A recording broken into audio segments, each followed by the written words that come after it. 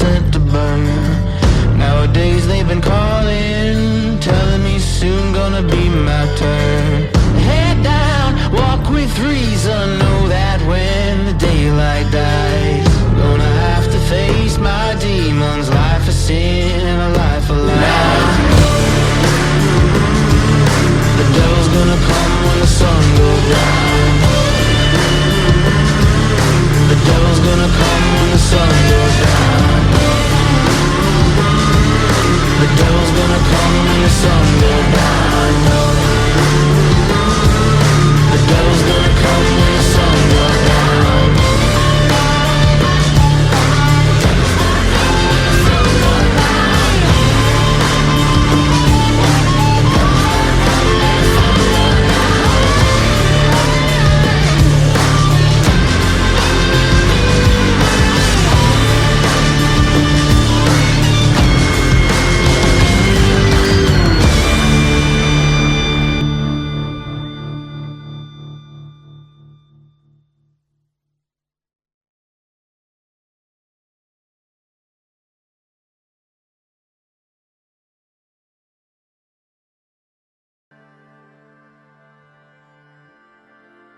Welcome to The Descent. Who wants to do the recap? I'll do it. This time. Thanks, bud. So, Second Company pushes further into the hideout beneath the Frolicking Nymph, finding letters that incriminate the Van Dampers. The Second Company encounters a duel between Vaz and Mortlock, and we step in to save Mortlock and cut a deal with him. Mortlock tells us everything he knows. First and foremost, the active assassination of the Duke happening right now. So we, make good on the deal, let him go, and make it to the square just too late as the Duke is killed and turned into a portal to hell. And we capture or kill the assassins, go back to the Eastway station, and get our new mission to assassinate the Duke and her family. Also, Gats died.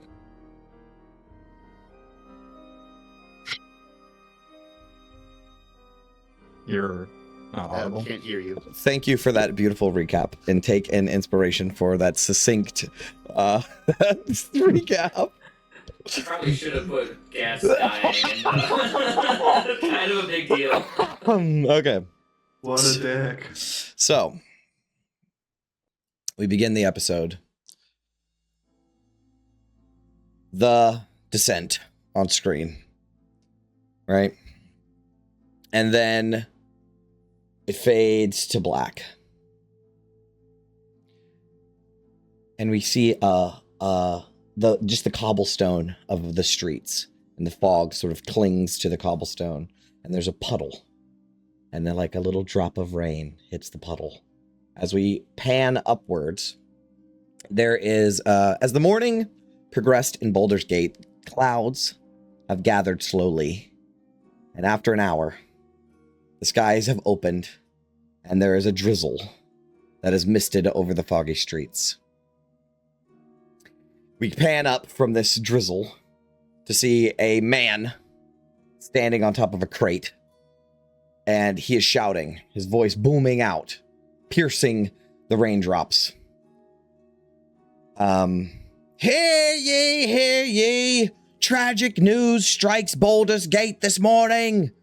Early in the morning, Duke Dillard Portier, beloved by many, was assassinated in cold blood during a speech in the Wide for the Confraternity of Refugee Relief charity event. The Duke fell before the eyes of countless witnesses, his life taken in a heinous act of violence. The City Watch is investigating, with early reports suggesting possible connections to the notorious Cult of the Dead Three. However, the full story has yet to be revealed. And as he's speaking, people are pulling up their hoods and opening up umbrellas as they hurry by, some of which stop to listen to the news. He continues, Duke Thalamra Van Thampa speaks on this dark day, calling it a true tragedy in these trying times. She vows to do all within her power to support our city and bear the burden of Duke's Portier's untimely loss. More information will be shared as it comes available. And he rings a bell. Bring, da, ding, da, ding, da, ding. And he will repeat it. The same phrase as it. We fade to black on that. And we fade back in on the party. The second company. In the barracks of the Eastway Fifth Station. And we can sort of hear the patter of the rain on the rooftops, on the tile roof. And you guys are left to sort of debrief from the crazy events of the late night and early morning. That's where we open up.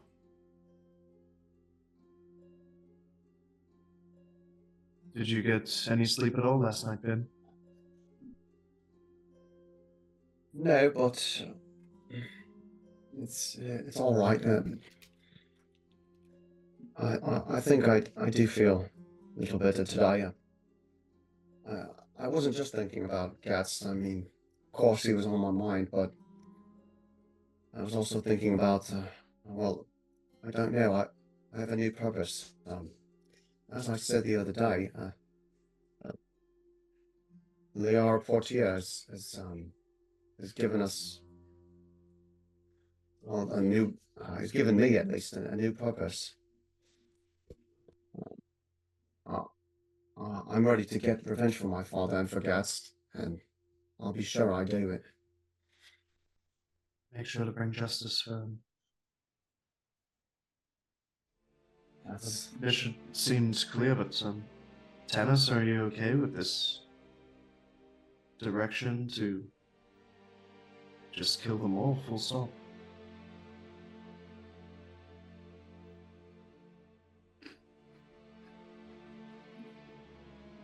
I'm all for bringing justice to the Van Dampers for their crimes. They deserve everything that's coming to them. It just doesn't feel like justice or like revenge when she asks us to kill them in cold blood.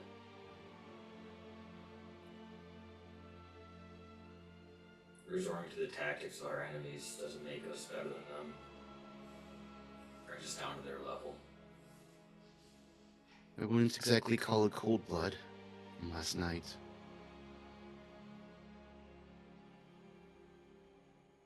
This was a direct attack against us, against Vin. Tannis, I'm sorry, go ahead. No. I have to agree with you that this whole modality of operation here, but I have to admit, it's just so unlike anything I've ever been a part of. When you're in the woods and hunting, your knife is in front of you and you're killing your prey, but here in the city, everything is so cloak and dagger and stabbing in the back. I just can't say that I'm used to any of it.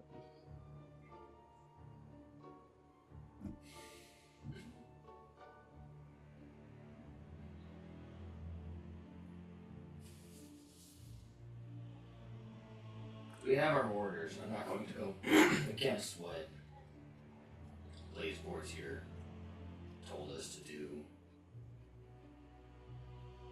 But it is cloak and dagger. I didn't join the Fist to operate in the shadows. Well, whether we like it or not, I think Vin and the rest of the city here deserves justice. But, we'll follow your orders, Gauntlet.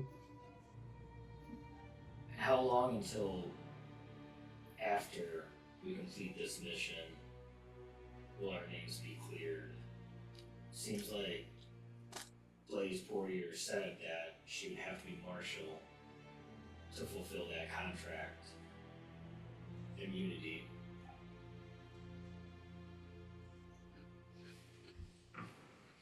whether my name is cleared or not. At least I will avenge them. It means staying in a cell for rest of my days. Well, doesn't sound nice, but at least when I think about Gats, there'll be something I can hold to, something that I don't have regrets about.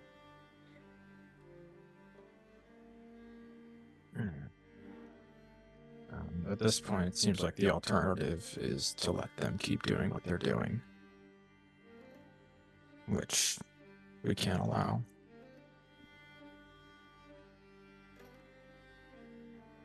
Alright, so what's our first move then? Well, we have a few things here we need to take care of. I wanted to just Not just remind you guys, because it'd be fresh on your mind, that there might have been some information that you have uncovered in the dungeon that might also need to be discussed. Just because it would be familiar to you guys, even though it was like 2 weeks ago or a week ago. Just so you know. Something to think about. Continue, Ophelia.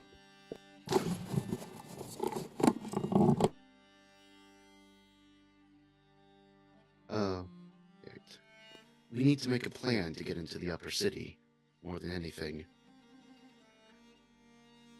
We know one Van Vamper that prowls around the lower city here. We should discuss that in a little bit, but... First, Vin, I know it's tempting to just dive headfirst into the first distraction, but do we need to do anything for Ghasts? I mean, do we need to... I do have an idea if most of you are willing to help. I was thinking of doing it myself, but any help would be much appreciated. There's a cemetery on Dust Hawk Hill. I wanted to go there, and I don't really have Gats remains as you all know, but I collected some soot from the remains of the shop, and I wanted to spread it over the cliff there, over the ocean. I think Gats would have liked that. And I also wanted to plant a little memorial for Gats. It doesn't have to be fancy, but I was thinking of making a little mushroom circle around it. I think that would be a lovely send-off, Vin.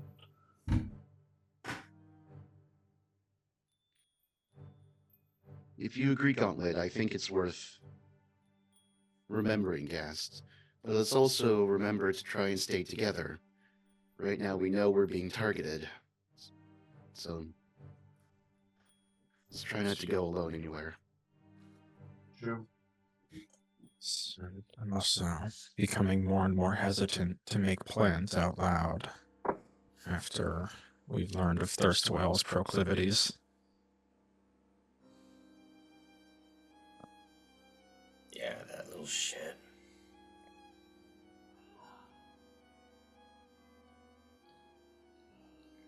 Growing a bit more worried for Hamilton as well.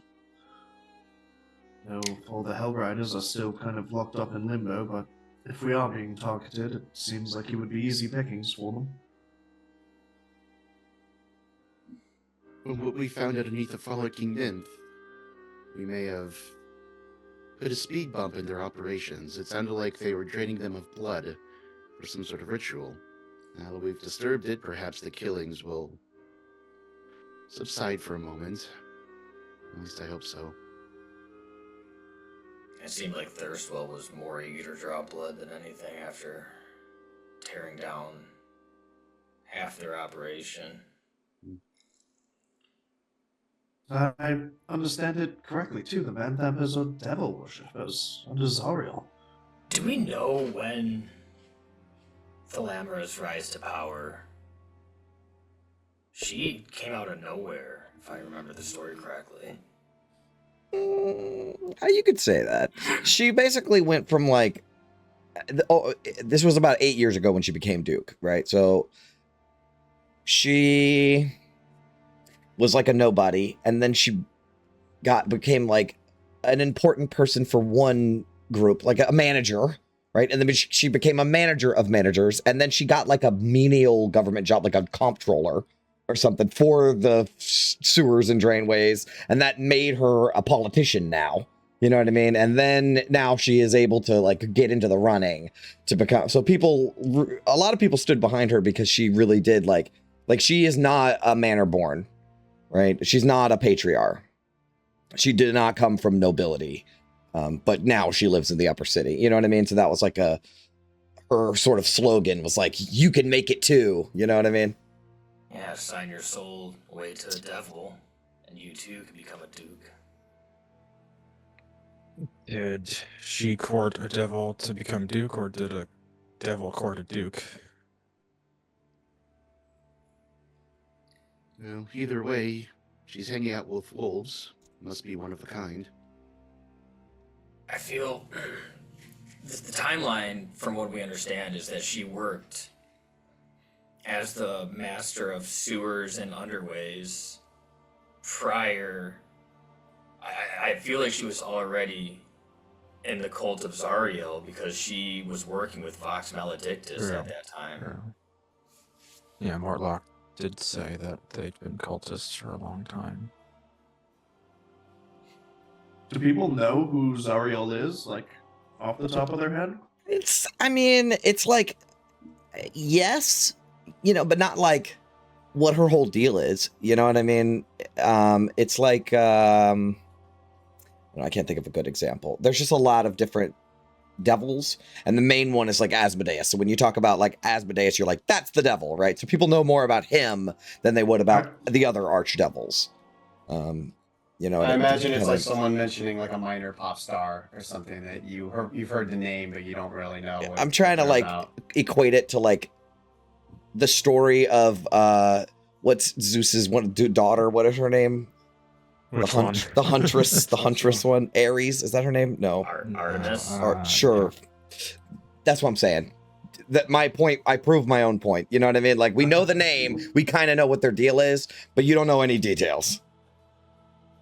Would London know if there's any relation to Lord Nothus, Zariel?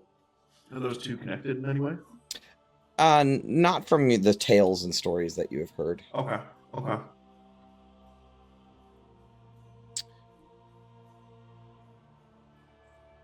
My knowledge of devils and deals is shoddy at best, mostly just based off the tales I've heard at bars and taverns. But it seems like it's too much of a coincidence that it turns out that they're devil worshippers, combined with the fact that she's done something that really nobody else has. That was, quite honestly, impossible.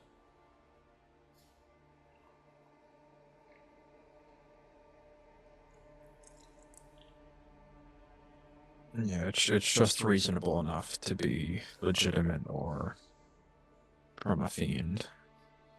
There's no real way to prove it. Also, why did Thalamra tell Mortlock that Elturel was raised by an army of Zariel's devils? That's bothering my... Well, causing confusion, first of all. Amongst your own family? No. Mortlock wasn't exactly center operations for them, was he? I mean, maybe that was the plan and something changed. And what we saw happened instead. It's not the first time we'd heard another version of what happened on that fateful night, is it? I mean, we'd heard armies of devils attacked Elturel, but, obviously we didn't see any.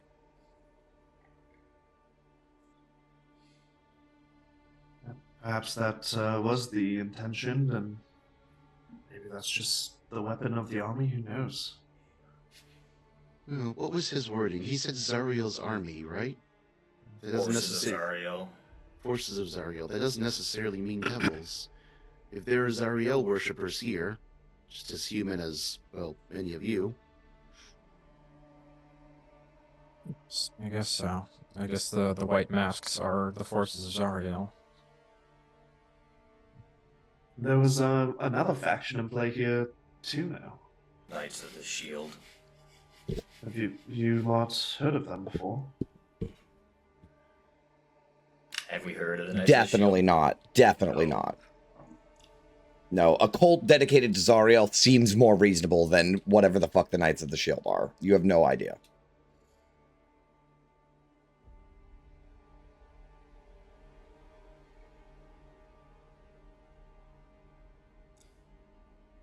Now we'll have to uncover their dealings, but it seems like the cult, the Knights of the Shield, are no longer allied with the remainder of the Cult of the Dead, nor the Cult of Zariel. Certainly not. We know we can find some very prominent members of these. Of this The knight. shield itself is in the Van Thampa Manor, is it not? The shield and the puzzle box, allegedly. Yeah. What's a puzzle box? Yeah. Speaking of which, Seems just like a Rubik's Cube. What's a Rubik's Cube? it's a gnomish invention. Yeah, I was gonna say Vin will like go on a little rant about like what they are. Vin pulls out a blueprint, rolls it on the table, is like, listen, you turn this, the colors match. You know, There's a pattern you have to twist it in. it's usually a game for children, but I have heard of some very powerful artifacts of the like. Must be very powerful to charm this man, though. A man who already seems very cunning and intelligent. Well, we know one thing about the puzzle cube, or a couple things. It opens. And when it opens in the House of Alondo, the path will be revealed. So, with us tightening the noose around the Van Thampers, I think they might have already, gone and fled with that to reveal the next steps ahead of them. Yeah, and for the less intelligence of the people here, would you mind explaining that a little deeper, Gauntlet? Candlekeep. Alondo was an ancient sage, a seer of Ogma, and, predicted many, many things that have come to pass. He also invented the calendar, right? We use the calendar of Alondo, don't we? Calendar of Harptos, I thought. Yeah, Yeah, but that's what it's called, but didn't he make it? Oh, I see. I was under that impression, but I could have my lore confused. I have no idea. I don't either.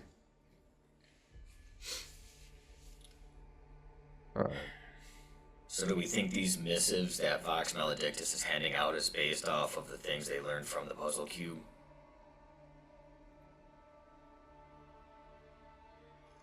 Well, as far as we know, the puzzle cube hasn't been to Candlekeep yet. It's been here in the city.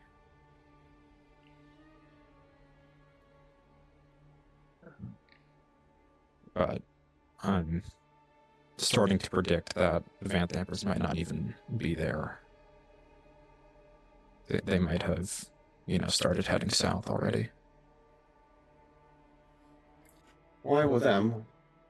Probably do that. Didn't Thalamra just make some public announcement? Yeah, not the whole family, but like the cult side, not the public facing side. And so, yeah, I'm sure they have agents, but I mean, Thirstwell's apparently bedridden. The Lammer can't leave. So maybe one of their agents secreted away the puzzle box. Again, I'm speculating here. To pipe in with Alondo lore, he named all of the years. You know how that's like the year of the falling dragon or whatever, that he named them all. Someone else started it, but he is also, like, every time we see the year of the whatever, he named it. That's where I was getting confused.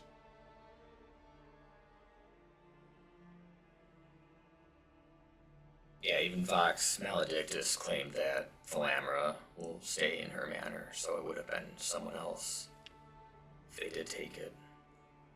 Could be this Vox themselves. I mean, unless that's... I don't know. Feel this as it may, where do we start then?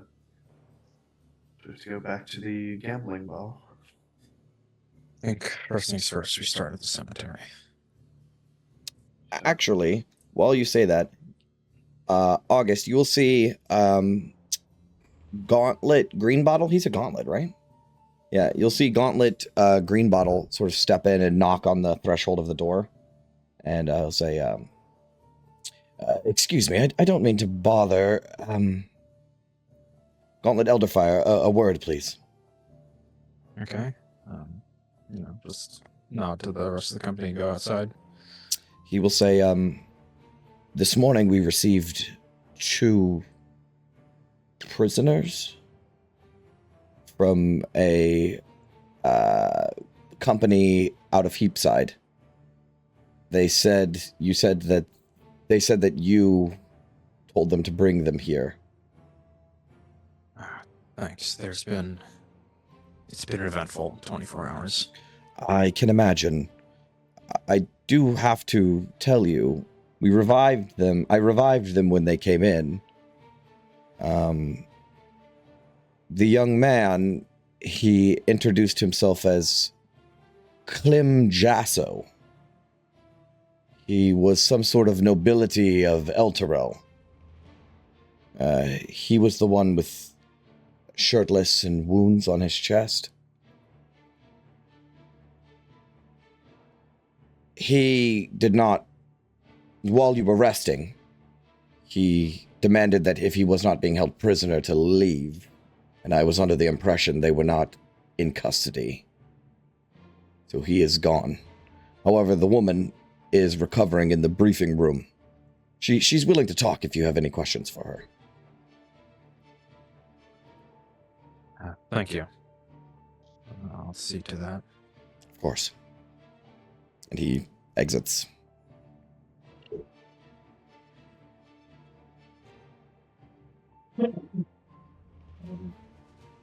Well, yeah, I'll come back and say, well, if there's this other option now, if we want to find out more about Thalamra's career in the sewers, could speak to this woman we found down there. And also just see if she overheard anything.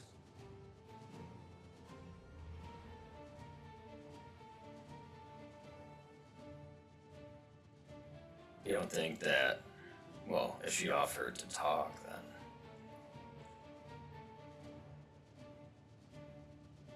who knows what interesting tidbits, or if she just heard Vaz's maniacal laughter and nonsensical speech. This is the lady from the Bureau of Sewers and Underways that we found shackled up.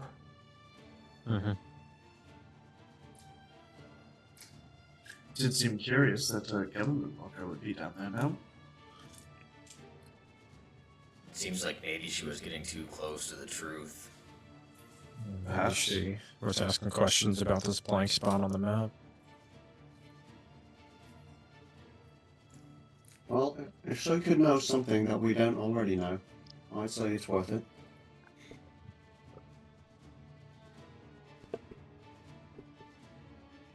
Sorry, she was brought to the newspaper station here, yeah? Mm-hmm. In the briefing room.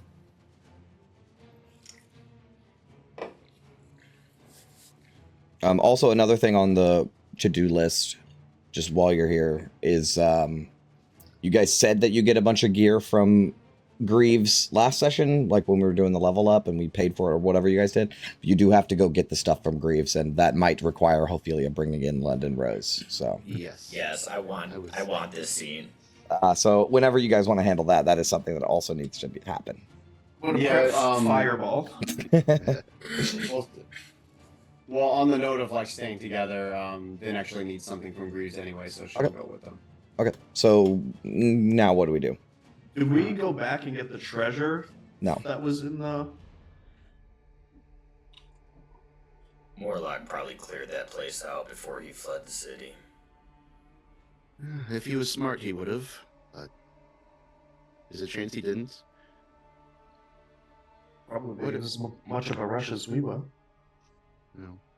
I think we should at least shouldn't leave any stone unturned with this woman.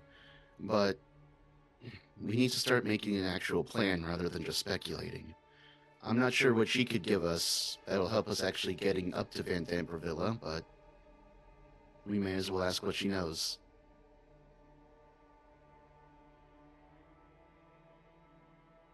I agree. Probably worth a quick conversation then.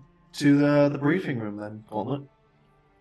Well, I was about to say, Gauntlet, if you don't need all of us there. Me in London, we have some business with Greaves. Well, we can chop the party up however we need, really. I mean,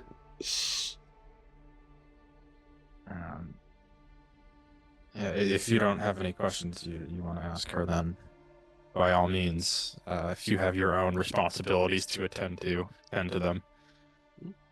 We'll leave it in your capable hands, Gauntlet.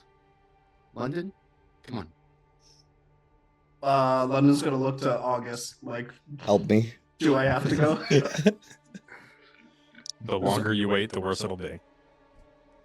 I'm fine with that.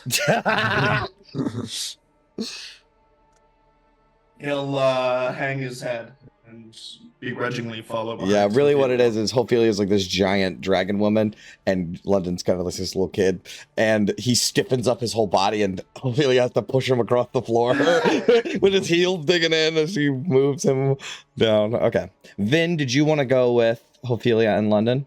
Yeah, she'll come along. Tanis, would you like to go with August? I'm gonna go with August. I'll pick up my breastplate later. Yeah, of course. Ophelia's job is to handle getting the shit that you want, Yeah. so. I'll just tell Ophelia, be like, yeah, Greaves should have a breastplate for me if you don't mind picking that up. Absolutely. Once we take care of this, you should be in quite a good mood. Likewise. Okay. All right. So the party splits, and I'm very anxious to do Greaves first. So, Vin and London begrudgingly and Ophelia make their way down the hall to the storage room where Quartermaster Greaves usually works. And as you round the corner, you all will see Quartermaster Greaves, who I don't know if I've like really described him before. He's like a stout sort of man, human man, like kind of short a little bit. And he's just got a permanent scowl etched onto his face. And he is currently standing near the entrance of the armory. That's actually where he's standing. And he's sort of shuffling gear between boxes. Did I do something to offend you, Ophelia? I don't absolutely have to do this right now, do we? Just think about how good, how freeing it will be, no longer having this resting on your shoulders. You can take the shield back. I hardly use it anyways. No? Pleading for his life at this point. Listen, I know. I'll give you something if you take care of this now, okay? It's a sticker. Yeah. All right, so you approach Greaves, who doesn't notice you when you first approach him. Good day, Quartermaster. He will look up, turn around, and his eyes will lock onto London. Who's like sheepishly hiding behind Ophelia as much as he can. Well, well, well, look who finally decided to show their face. Fist Rose.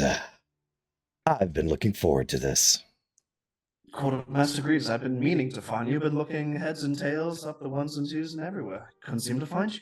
Mm-hmm. Did you know, Fist Rose, that you forgot to fill out your requisition form and the inventory log a couple of 10 days ago?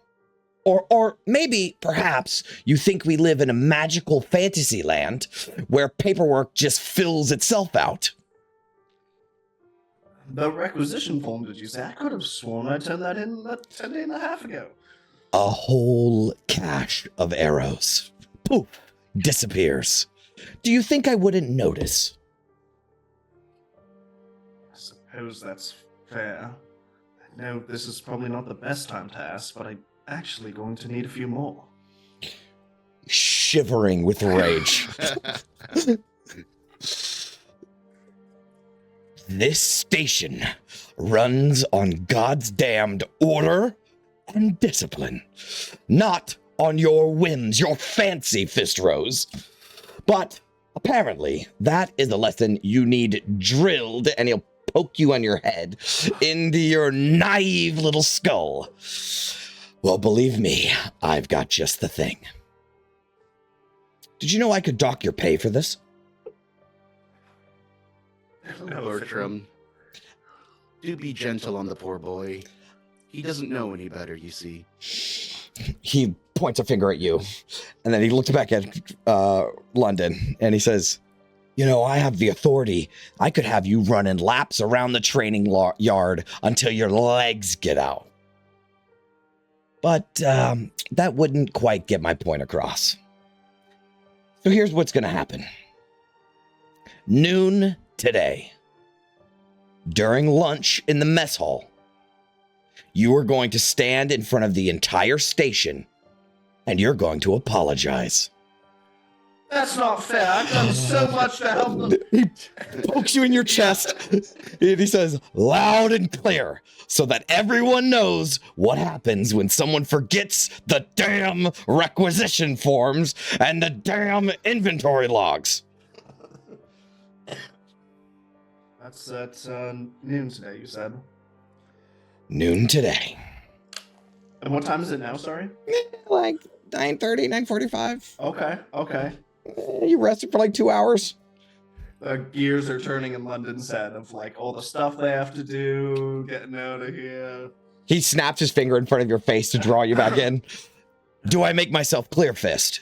Yeah, order and resilience, yes sir. Good. I will see you then. Now, Fist Rose, get out of my sight.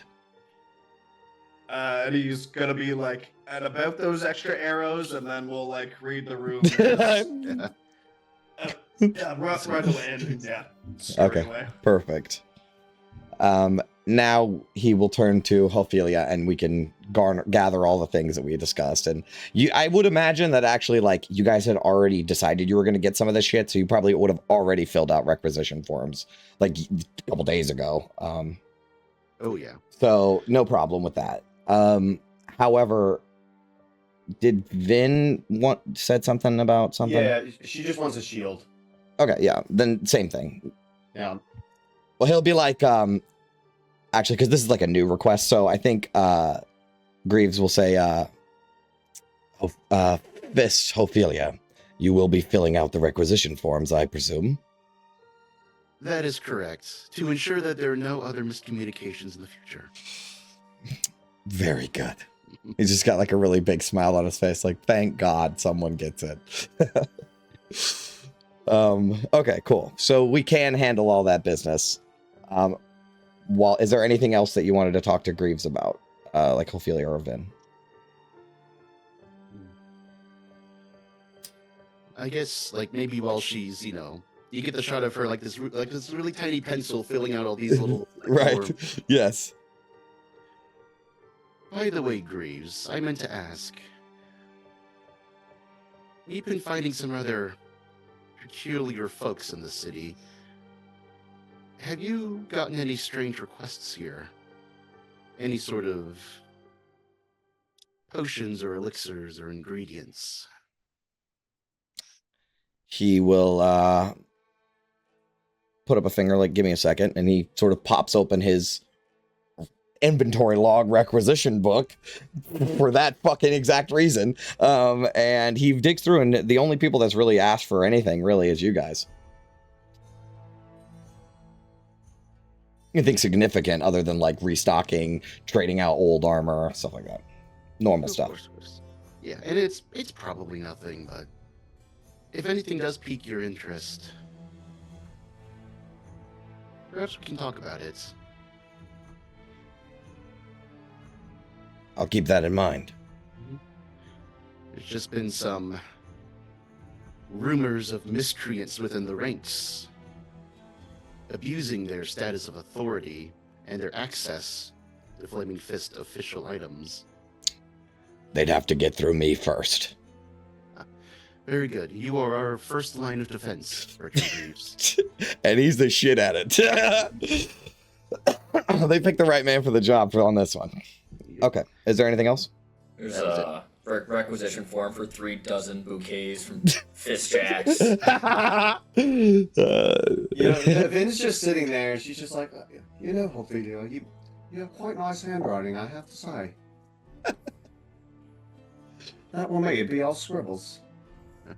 Spent the first 30 years of my life filling out paperwork. I don't know why they make pencils so darn small. Oh, awesome. Okay, everyone in that scene can take an inspiration, please. London's gonna need it for his speech. All right, so we pull over to a less comedic scene. You are in the briefing room, which I do have a description of. A room used for meetings and briefings, equipped with a large table and enough chairs for all station personnel. A large map of Baldur's Gate dominates one wall, with a standing chalkboard for notes and a few shelves for reference books and tactical manuals. And at the table, at one end, is a woman, a dark-skinned woman. She is very tired and beaten up. You can tell she has like a big black eye, but a lot of the blood has been cleaned off of her. And she is currently have like a big bulky, like standard issue blanket over her as she sits in a chair. When August and Tanis enter, she looks up at you and she'll say, are you the ones that rescued me? Oh, she has like old lady voice. Are you the ones that rescued me? Indeed. How are you doing this morning? She basically, I think she's just going to get on her knees, like falls out of the chair and gets on her knees, and she's misty-eyed and she's saying things like, thank you so much. Thank you so, I had made peace with Kellenvor, and you, it's such a relief to still be breathing, that sort of thing. Like she's thanking you just like more than you could ever, you know what I mean? Yeah, I'll just like give her a moment to collect herself and say like, I understand that you're willing to talk to us this morning, explain a bit about your situation. That's right.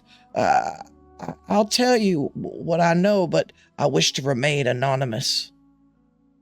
There's a conspiracy happening with important figures in the city, and after what I've seen and experienced, I fear for retribution. Why don't we start at the start?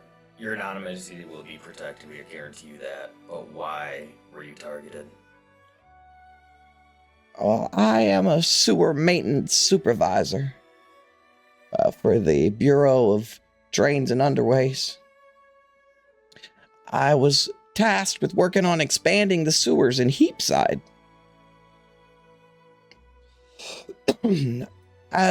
Through my work, I discovered that a few years ago when, and she gets real quiet, Duke Van Thamper was the master of drains and underways. She had sections of the sewers around where the bathhouse now stands sealed off and rerouted. The bathhouse where you found me.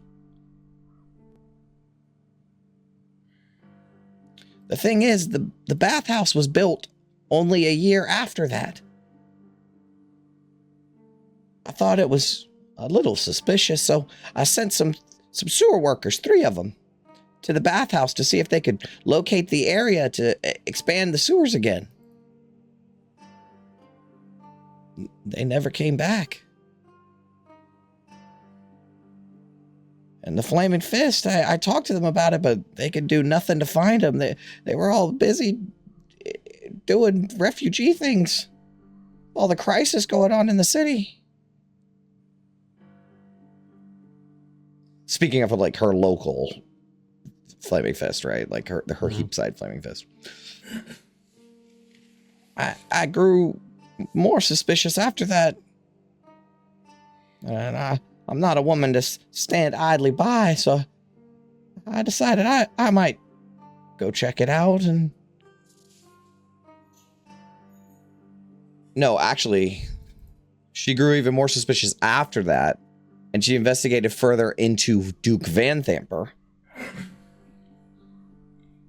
And Duke Van Thamper, she's also sealed off and rerouted a section of the sewers beneath her very own manor house in the upper city.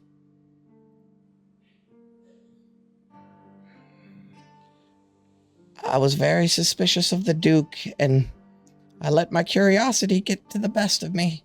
So I went to the bathhouse to ask some questions. And that's when I was attacked and taken prisoner and tortured. They didn't even want to know anything. They just wanted to hurt me.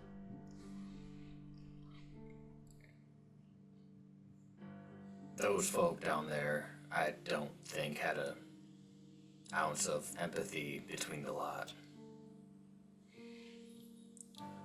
You say you were looking into the sewers around Villa, the Van Thamper Villa, and they've all been blocked off?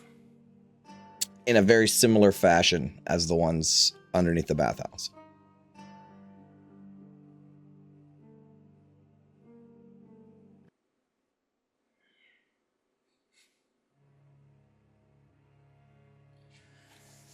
Do you have these maps that we can review? Or those are at the Bureau? They could be found at the Bureau, but I don't want to go back there.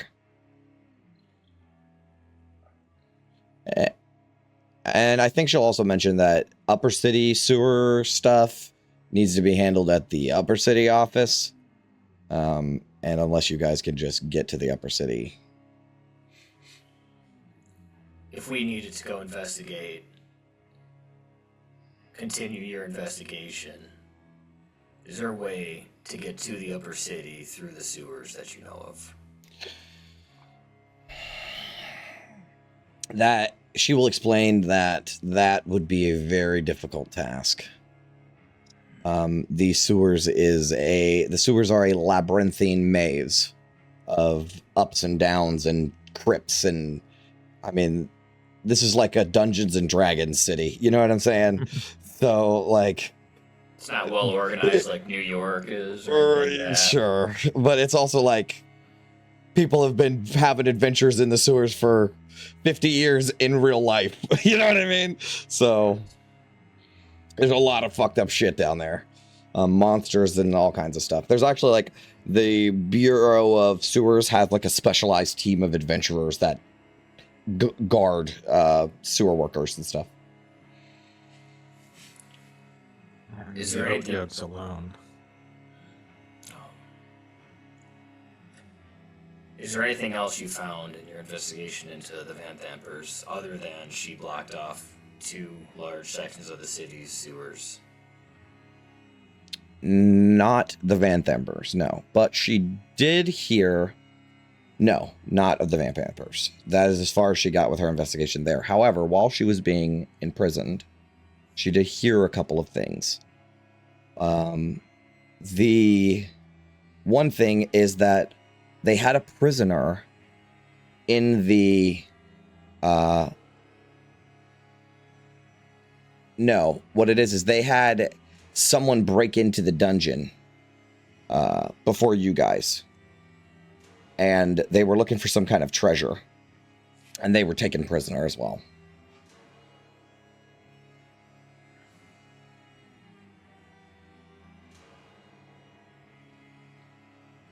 Well, let's look over at August and be like, we didn't find anyone else. Oh, the nobleman, perhaps? There was also a dead prisoner in the room with her, but that may not, there was 3 people that you found, so one was dead, one was alive with runes carved on it, and then this lady, so. What species this person was? She didn't catch it.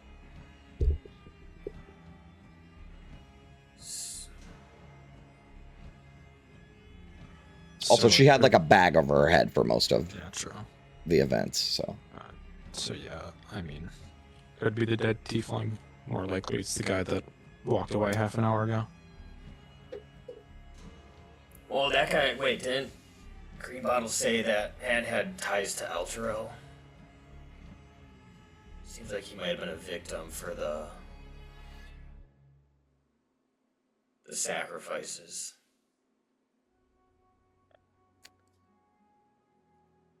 Maybe he lied to Milo.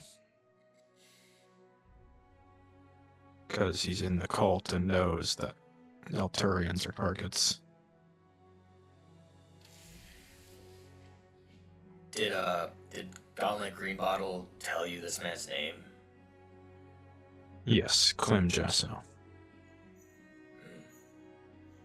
I'm not gonna even try to write that down. Did he say where he was going? He said he was a noble and he demanded to leave. Well, I mean, we weren't detaining him. He had every right to leave, so, I mean, he let him leave. I mean, we rescued him, we didn't arrest him.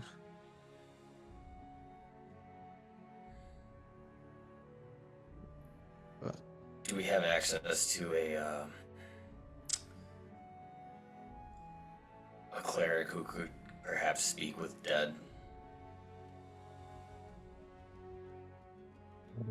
we could go to Candle Hollow.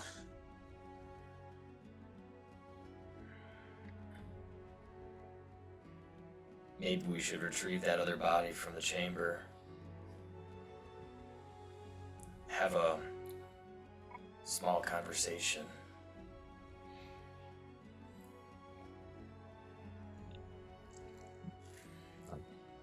If they were there to steal treasure, it seems like they might likely have been from the Knights of the Shield, though.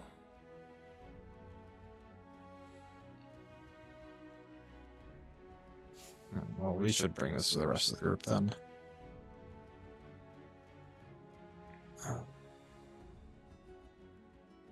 Yeah, I don't have any questions that Thomas didn't cover, so. Okay. You can sort of talk to her some more. She explains to you that she is terrified of the Duke, and that she likely has some kind of, like, the Duke likely has some kind of involvement with these cultists that kidnapped her, and she wants nothing to do with that. So if you let her go, she has some friends in, I wonder where. I can tell you. In Triel.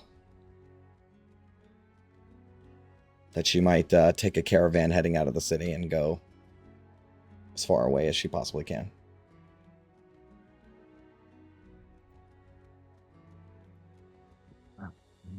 Wish you the best of luck. She once again thanks you profusely, trying not to cry.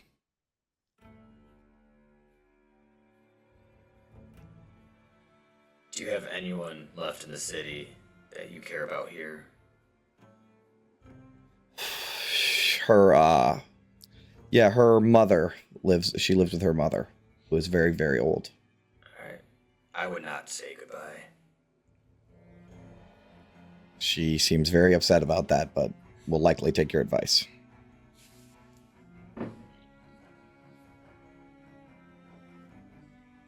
Okay, anything else? No. It's good to know that we can't use the sewers to get into the upper city or the villa. Yeah, it's unfortunate. That would have been a disaster if we tried. Yeah, also, like, if you wanted to get I mean, it's possible. It'll take. You might can figure it out. You know, I'm not gonna. Yeah, it would be a whole adventure in itself.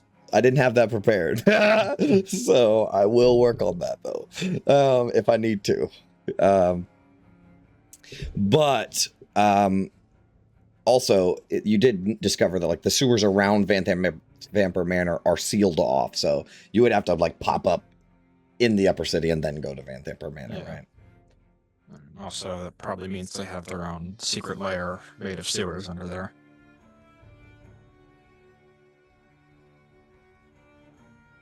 Okay. So I imagine we're gonna screen wipe like Star Wars style, and the party is joined back in the barracks in your little room.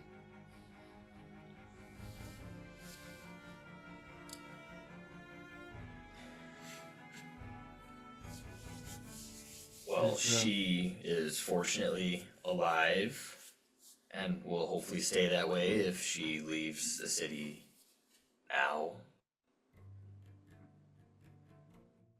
Well, with any luck, once the Van Vampire's out of the picture, she'll be able to come back safely. Although, unfortunate to hear about the sewers. Seems like that would have been the easiest option.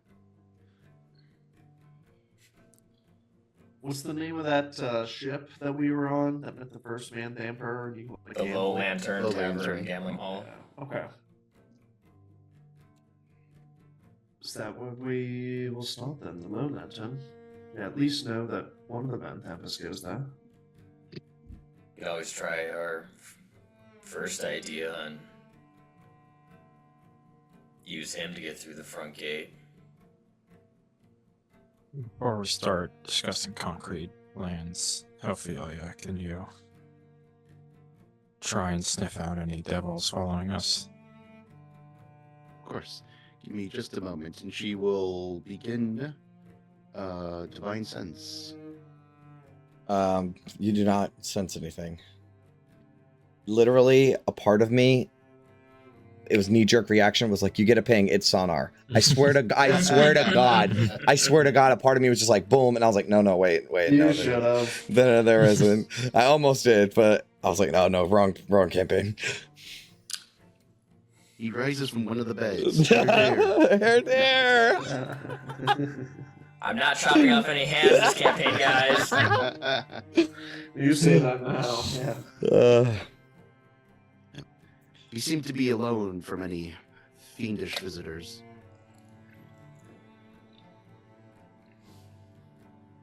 Then did we want to go to Tumbledown first and visit the cemetery? That's all right with everyone. I suppose as long as Ophelia figures that we're not being followed, we can discuss our plans more.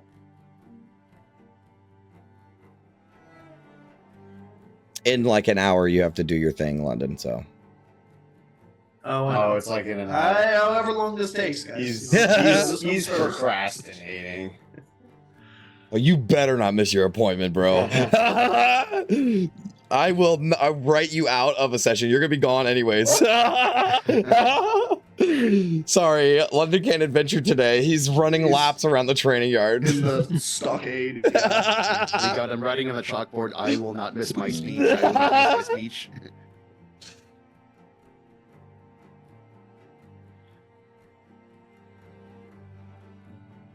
Okay. Tumbledown then? That's more than an hour away, London. I prioritize my friends over everything else, Ophelia, and I'm sorry that you don't value the same stuff. We just folds her arms and looks at him. We just made sure this location was secure from spies. Let's take advantage of that. Just don't want to do it so badly. It's going to be so embarrassing. Everybody's gonna be there.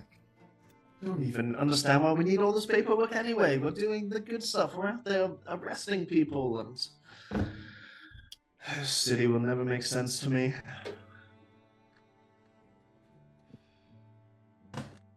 Well, as far as the plan goes, I mean, the Van Vampire down at the Low Lantern seems to be the obvious choice. And I have no problem stomping a little bit of civic justice into him, but I feel this might be something Vin will have a large say in. When the time comes, as I've been saying, I'm eager, but we don't want to jump too early. Well, when the time is right, you bet that I'll be the one kicking his face in. We will be glad to hold him down for you. But after that, is the plan to either drag him up to Baldur's Gate himself, or simply see if he can get us some paperwork to get in? I think paperwork is going to be the option, because bringing a bloodied and bruised patriarch to the gates, as subtly as we can, but let's face it, we're not very subtle, putting a sword to his back, what's stopping him from saying, "Hey, City Watch, I'm being kidnapped right now, please kill them"? While you are, Gauntlet. The He's knife dr- at his back. He's drunk. He fell down some stairs. Yeah, or meanwhile, he's been electrified, cut his swords, nearly beaten to death with a maul. And for some reason, we had to manacle him and tape his mouth shut. Don't worry about it. So, like, a slightly shakily written note might be a bit more believable than a patriarch in active distress. I think it's better this way. It fits with the theme of using their own skills against them. Writing papers is Amrich's specialty, and now we can have him write the one paper he doesn't want to. I have no problem working as little as much as we can with that little creep. Getting him to sign his signature, then throwing him in Grey Harbor. Not a bad idea.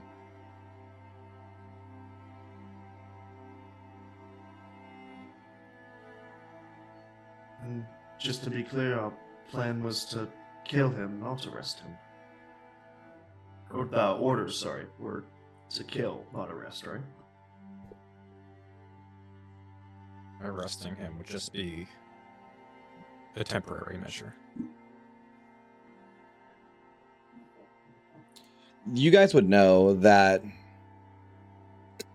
patriarchs are in Baldur's Gate are almost immune to the law, just as is. And even if you do have solid evidence, the portier's point was that we don't know how deep the corruption goes. There could be a tribunal judge that's on the payroll, you know. I respect your dedication to the cause, Fistrose, but we know he's been preying on innocent people, been preying on refugees. He's hurt Vin. There's simply no way that I could allow him to rest comfortably in a cell, escaping justice just by his name.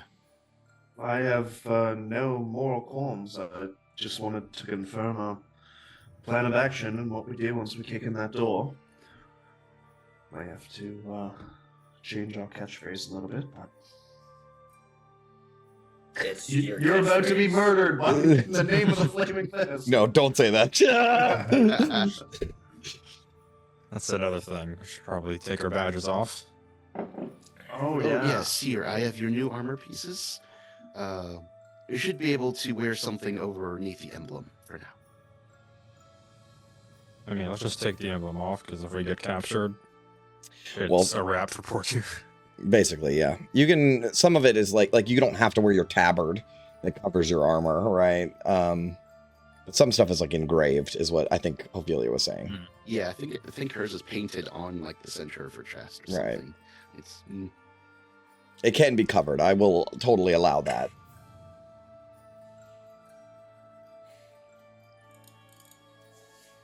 What color do we wear instead of the red and blue then? What colors robes do you get? What are they? Not robes. What is it? Cloaks do you get? I think just Whatever gray you and guys want. black city camouflage. Perfect. Gray and black. Okay. Not London's colors, but UCF colors. I can buy with that. That's alright. all right. So, do we have a decent plan? Think so, yeah. Well, Okay. before we set our eggs in one basket, There was that member of the guild that helped what's her face get into the city. I can't remember her name all of a sudden. Pregnant woman from the caravan. Alyssa. We know that she hangs out in Stony Eyes. If we want to get the guild involved to get us into the upper city, I feel like that'd be I feel like they would have a way in. Not a bad plan B, perhaps. So it's good to have in the back pocket. I don't want to owe the guild a favor.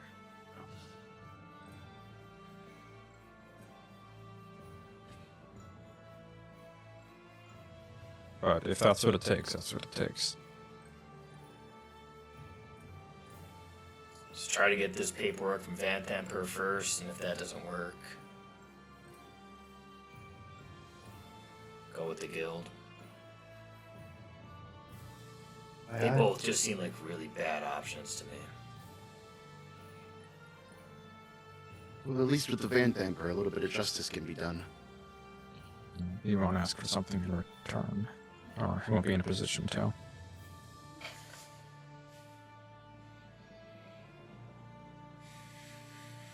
Oh. I'm gonna go get a good spot in the mess hall to watch this apology then. Yeah, I will say, like, not overhearing your conversation, but like every so often, a fellow Flaming Fist will sort of walk through the barracks, because you guys are having a little quiet conversation, and they'll like punch London in the shoulder and be like, "Can't wait to see the show, buddy." You know, like the rumor has spread like wildfire throughout the Fist station, and now literally everyone is going to be there. And the best part is, you heard that Portier and Zodge are coming. Oh, fuck me. Oh, no. So, I mean, are you guys ready for that? Gauntlet Elderfire, do you have any advice before I have to make this showboat of an apology? Speak from the heart. Or actually, maybe don't. I don't think you care about Greaves. Will do. No. Come off as apologetic, gracious. Try not to make yourself the butt of the joke, or like, you know, try to be in on the joke. Like, if it's gonna be awkward to watch somebody having a miserable time for everybody in the room, so you know, try to have fun with it. If you think this is the most embarrassing thing you'll do as part of a military company, you got another thing coming. I know what I have to do, I just don't know if I have the strength to do it. We believe in you, London. Don't worry. Well, let's get this over with then. Before Lennon goes, Vin will actually like elbow him and kind of like whisper, "Listen, all right, give a heartfelt apology, but next time you're filling out one of these documents, just make sure it's as hard to read as possible." Cool. All right. I want August and Tanis to also just take inspiration. You guys have done some great role plays. So Speaking of stupid stuff, you're in the Yes. military. We once had, I don't remember what the guy did, but he did something really stupid, and he was made to like carry around a plant with him for the rest of the day. And people were like, "Why are you carrying a plant? Just to replace the air that I'm wasting." Oh man, that is good. You cannot make that kind of shit up. All right, so as you guys are making your way out of the barracks, you will notice that Flaming Fist are coming in from the Basilisk Gate. Because the rumor has spread so far that they are like, people are coming in that they can That's spare the amazing. time, you know, instead of going to get lunch out, you know, they have decided that they're gonna go into the Fist station. Let me pull up my notes for the We'll give a pat on the back for guidance for London. That's part of the little pep talk. of course. Trying to find the mess hall. Okay. So who is the lady that does it? Oh, Cook Berta. So she has got her hands full right now because way more people have come in for lunch than they usually do. And it's like Sloppy Joe, but you're not exactly sure what it is. it smells kind of like spinach, but it's not green. So that's what's for lunch. But there are people waiting with trays, waiting in line. As Cook Berta smoking a cigarette, puts our food in it. It is a long, spacious room with wooden tables and benches. It can accommodate the entire station's personnel. There's a large hearth at one end and a pass-through on the opposite wall that leads into the kitchen. That is currently like a line for food. And the place is already getting full for station members. And London, when you walk in, there is an applause. So you walk in and people are like, Oh man. and you will see Greaves. He is sitting by the hearth, and he will stand up, and he looks you dead in your eyes, London, and he does the get over here finger. Yeah, head down, he'll go. Yeah, and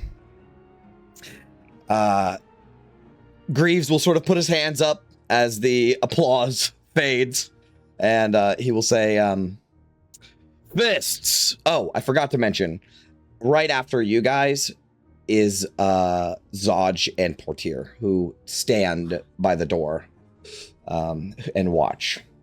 And Greaves will put his hands up and say, fists, flaming fists. We have here Fist London Rose, who a couple of 10 days ago forgot to fill out his requisition form. He has something that he would like to say to not only myself, but the entire station. Fist Rose, please. And he will have a seat, as there's more applause. But it's like raucous, because they're like a bunch of fucking assholes. So like, Yeah.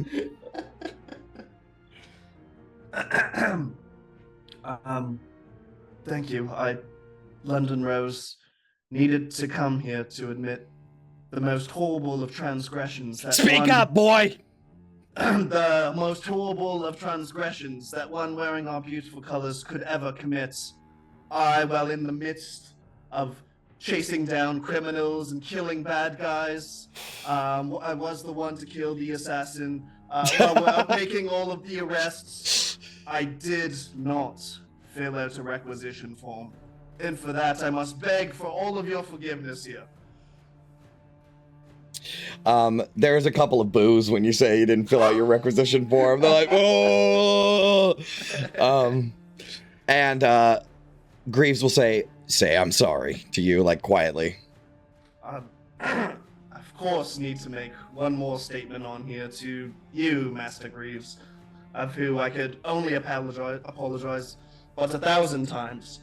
And at this point, he'll kind of use his thaumaturgy that he has to boost his voice a little bit. Okay. And use it as almost as a bit of an auto-tune as London starts to sing, no one's slick like Master Greaves, no one's quick like Master Greaves, no one's head is incredibly thick like Master Greaves, for there's no man in town half as manly, perfect a pure paragon.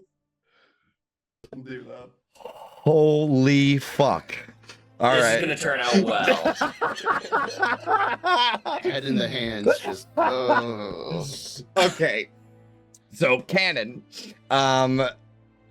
There is a version of that song that has to do with Baldurin, right? So actually, yes. So actually, half of the Flaming Fists know the song, right? Oh. And if it goes into this big chorus where they're replacing Quartermaster Greaves' name with the Baldurin, the Baldurin's name, and the whole station erupts in a song. You'll see Zod sort of lightly getting into it. However, Portier is just not fucking having it. But after that, there's an applause for you, and Greaves will stand up and he will outstretch a hand towards you to shake. London will take it and bring him in for a bit of a hug too. He does not. He's stiff. Yeah. Okay. Okay. All right. And after that moment, Greaves will take his leave. Portier and Dodge take their leave. A lot of other members sort of pat you on the back. They're, you know, as they all leave, and it settles down. Well, I guess you said to have fun with it. It could have been worse. Could have been a lot worse. I think so. I wonder what Blaze Portier thinks of your singing, London. I thought I was rather on tune, to be honest with you. I was gonna make you roll to see how convincing it was, but that song, like, completely, like, there's no reason for you to roll. That was awesome. Well, are we all satisfied then? I reckon you'll be a legend for that, London. Or the name that gets mentioned at the butt of every joke for the next 10 years in the station. We'll have to say. Notoriety in Baldur's Gate is not something I ever thought I would achieve, but here we are. Troubling times indeed. Troubling times. All right, where to next? Only on a more sad note. Somber note, no kidding. Oh, yeah. This is like a wake, you know, like sort of trying to celebrate before. It's really been an up and down session. Yeah. All right, so Tumble down. I just want to say one more thing before we move on from this. I literally just made up that London didn't fill out this paperwork. Me and Chris had no discussion about that. And like, I want to commend Chris so much for really leaning into it, and everybody really leaning into it. It was very fun. I feel like that arc has come to a close. Yeah, good little side plot. Yeah. Little C plot there. So, where would you guys like to go now? To Tumbledown? Yeah, Okay, let's get it yeah. over with. Yeah. All right. You guys step out into the streets of Baldur's Gate and remember that it is raining. As it is not pouring, but definitely raining. Puddles gathering in the cobblestone streets. The streets were not designed to sort of shed water. And if they did, it's been downtrodden many years. So there's lots of puddles, and the rain pitter-patters on top of you. And you said you want to head to Tumbledown, Vin? Yep. To the Cliffside Cemetery? All right. You guys make your way through the rainy streets of Baldur's Gate. And let me pull up my notes here.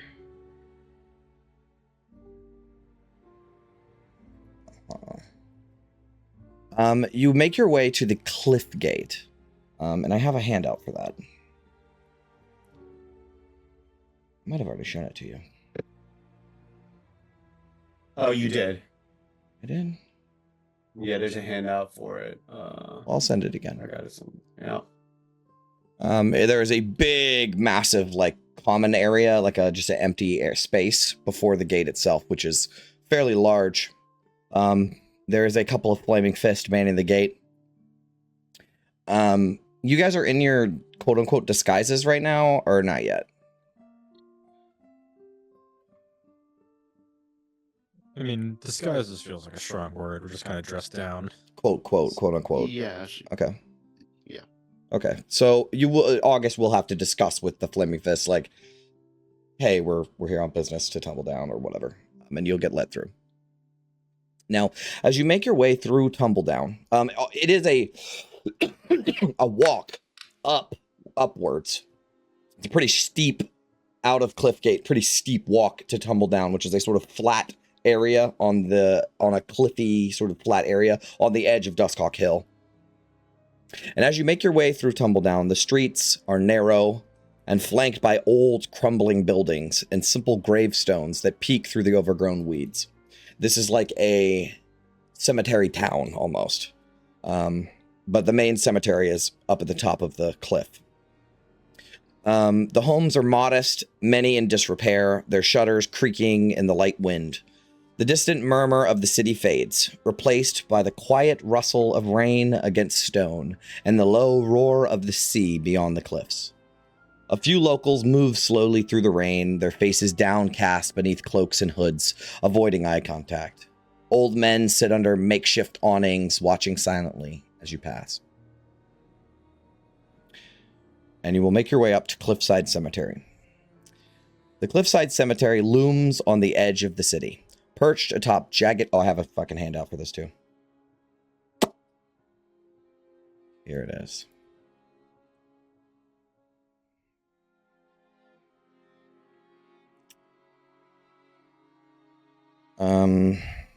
Perched atop jagged cliffs that drop sharply into the churning sea below. The rain falls steadily, a soft but persistent drizzle that slicks the weathered stone paths and leaves the graves glistening under gray, overcast sky. Rows of tombstones stretch out in neat lines, their inscriptions worn by time and the elements. Beyond them, the dark sea crashes against the cliffs, the sound of the waves a distant rhythmic echo. And there's all kinds of tombs and sepulchers, and it says neat rows, but that is not fucking true. This is where the poor of the city bury their dead. The nobility of the city have like family tombs. This is just some unmarked graves, and it is a chaotic mess. There's wrought iron fences that just sort of twist around one little plot of land that has 2 graves in it. It is just a big chaotic mess. What would you guys like to do? Yeah, well, I guess Vin will really be leading this. So, as close to the cliff as she can find, she will start taking things out of her bag of holding, and she actually takes out like a bunch of stuff. So first, she takes out this big like urn that has the ashes she talked about, like the soot she collected from the burned down shop, and then. I just realized, I guess, like, the whole workshop is gone, but she probably carries some simple tools with her in the bag of holding that, like, weren't destroyed in the accident. For sure. So, well, not an accident, really. But, and she'll start setting up those tools as well. And you'll see she actually then hauls out, like a big, like, fairly large uncut stone, basically. And she places that on the ground near her tools. And finally, she takes out a little patch of like mushroom spores and some like mushroom buds that she has collected, and she basically just sits there and without a word just kind of gets to work. The stone she starts basically cutting down into like this little like plinth, and around it she plants the little mushroom buds and then spreads little spores. And she might mutter something about how the rain is like perfect for them taking hold. And after she does that, she will then take the urn and carefully open it up, like kind of guard it from the rain so that she can properly spread the ashes. And she will do so kind of like over the cliffside, so they kind of just fade out into the rain and the lull of the ocean. Yeah. And after a moment of almost like prayerful reverence, she will then return and place the urn on the plinth, and then using like a little chisel, she'll simply carve out the words in Gnomish, I would assume, or the Sphere of Neblin tongue, like my Miena. Yeah. On the plinth. And she'll just sit there for a moment surrounded by the mushrooms and like kind of holding the urn. And the rain streaking down you. Of course. And yeah, I mean, if anyone wants to pipe in, she'll just kind of sit there for a moment. Eventually she will get up. She won't delay everyone for too long. But that's basically it. That's her little memorial. London wouldn't like interrupt or add too much, but just put a hand on your shoulder and say that's a beautiful ritual, then. I'm sorry, guys. Oh, it's about all I could do. What was that, Ophelia? I know we are of different faiths, but would you like me to have a short prayer for Gasts? Of course, I think I've done all the work that Bond would be satisfied by. The other gods can, of course, pipe in for Gast. Yeah, Ophelia will bow her head and utter a short prayer to the companion. Which I have it here if you'd like it. Yes, please. Yeah, I would like to see that. Companion and protector of all, watch over Gast in his journey. Guide his steps on unfamiliar paths, and shield him from dangers unseen. May your comforting presence be with him always, a beacon of hope in the darkest of times. We trust in your care, and pray for your safekeeping to the lost. Oh, how'd you have that ready to go? That was awesome. She's a fucking paladin. She's got these things locked and loaded. Thank you, Ophelia. I just have one last thing to do. And the urn that's sitting centered on the plinth, she'll just get out some more tools and basically nail it to the plinth so that the wind can't blow it away. And unless anyone has anything else to say, she'll at that point get up and say that we can move on.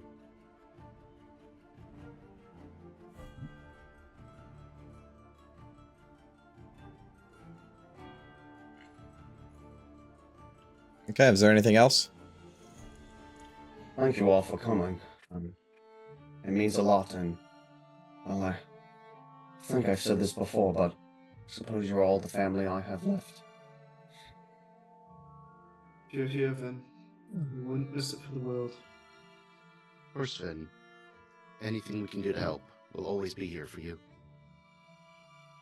I Yeah, know Vin- there's nothing I can say, but I can be present. Yeah, Ben will give a little hug to Ophelia and London's legs basically, and then that is it. Thank you all for attending. Yeah. I think we do get a sort of pull away shot as we see the Miana written on the stone. We sort of pull back and we can just see Second Company standing in the rain. Some of you have hoods on. It's that scene, in the rain at the funeral in all the movies. And we sort of pan out from that and fade to black. Where are we going now?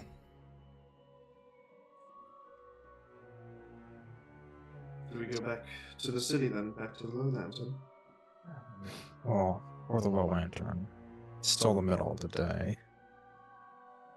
Do we want to go back to the Frolicking Nymph? Recover that dead tiefling, try and talk to him, and see what this treasure is? If nothing else, I feel like it'd be the right thing to do to Get the treasure. get the body out Get of the there. body, London. Get the body. We just got done with the Memorial London.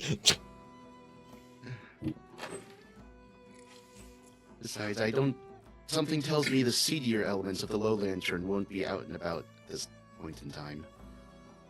My thoughts exactly. Well, I can't think of any other way for us to spend our time. Although I suppose the bar would be less busy during the day. It was kind of midday when we went there when Tanis went undercover, so... I'm gonna say, I thought when he's there doing his business, it is during the day.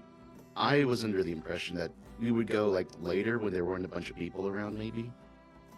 And try and catch this guy at a low point. Try and catch him at last call. Yeah. Okay. I'll bring up something right quick and be like, now that we're talking about Low Lantern, and Tanis will just...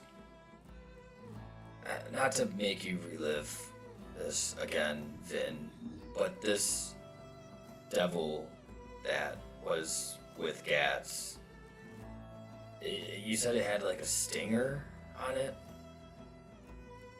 It looked like, I don't know, what are those things called? Scorpions? Weren't the seagulls at the Low Lantern covered in some sort of venomous poison bloating when we first went there?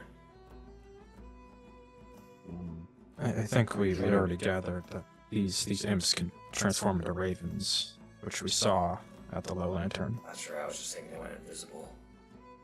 But Ophelia, you can still tell even if they look like birds, no? If they're within range. Yeah, if they're close enough, I can sense their fiendish aura.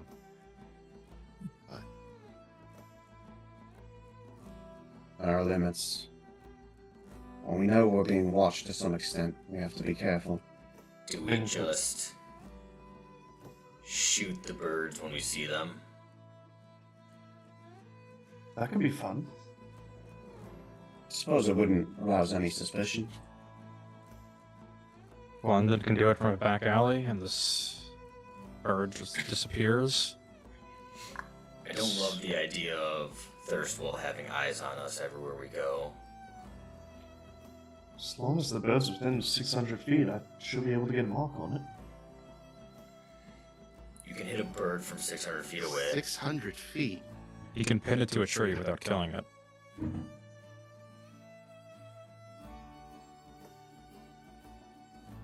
Not enough people fear you, London. Just.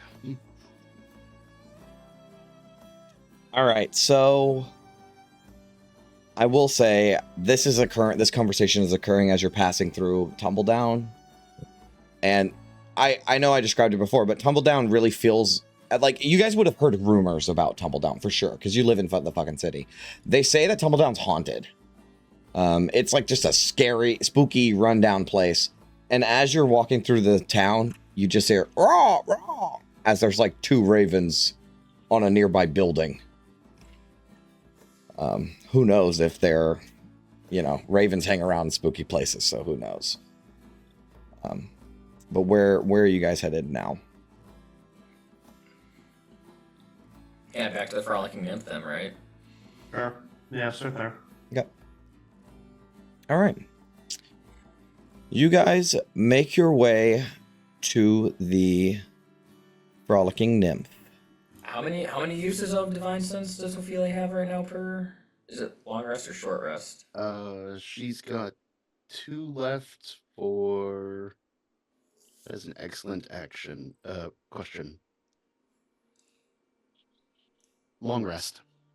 It's 2 per long rest, so you just used 1 earlier today. It's 3 for long rest. I she see. has 2 left. I understand. Okay. What was I gonna say? I just fucking Yeah, lost sorry it. to interrupt you. No, it's okay. I fucking forgot anyways. All right, so you guys head towards the Frolicking Nymph through the rain. And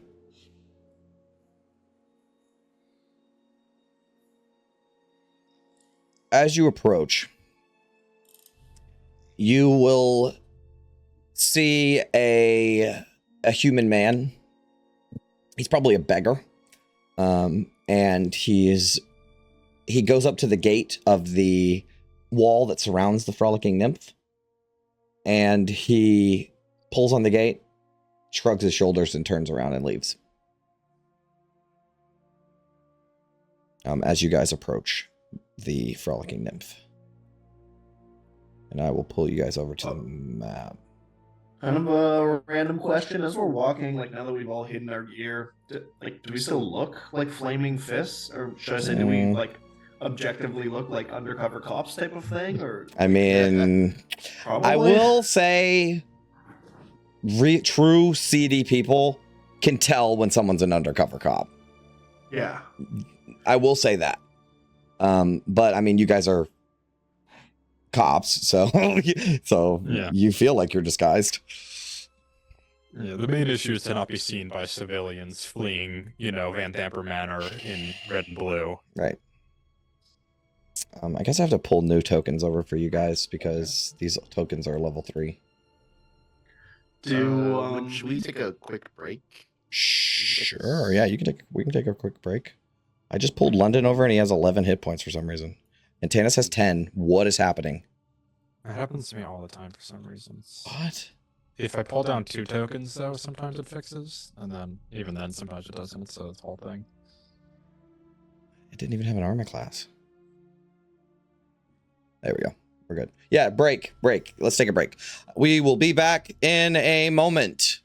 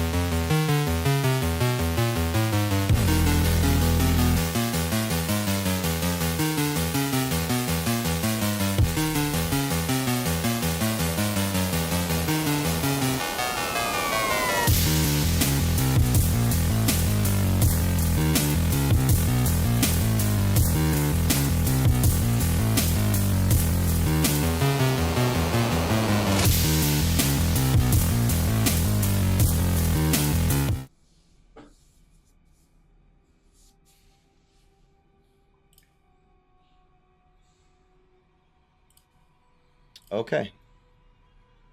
We're back. Actually, I can go to this map. And I will pull you guys over to the map. The map.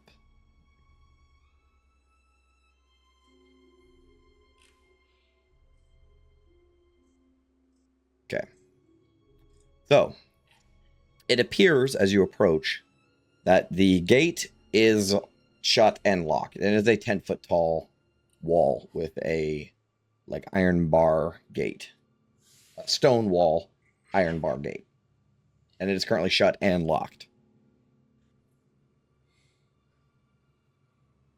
There's Yeah. no perimeter guards or any other flaming fist here. I would assume that Yignath had the keys, though. Not to worry. I can get through this easy enough. If you check the Ignath's keys, he didn't actually have one. Oh, wow. It's just a padlock, right? Yeah. Yeah, you want to test it out? Yeah, let's do some thieves' tools. Yeah. It's not the lockgate I'm worried about. I mean, we found a lair of the dead three. Why aren't there any flaming fists here guarding it? Because you don't want to tip off the Lamra. I suppose. Remember, we're the only ones working on this. All right, 20 on the thieves' tools. Check. Easily unlock it.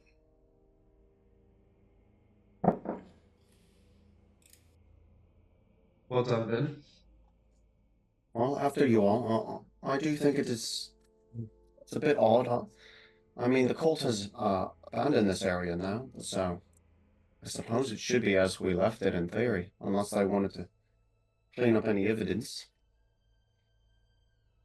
Yeah, like scouting ahead, does it seem like they left any traps on the way out for us or anything? Or So, as you walk towards the front door, you will see it is splintered and burst open.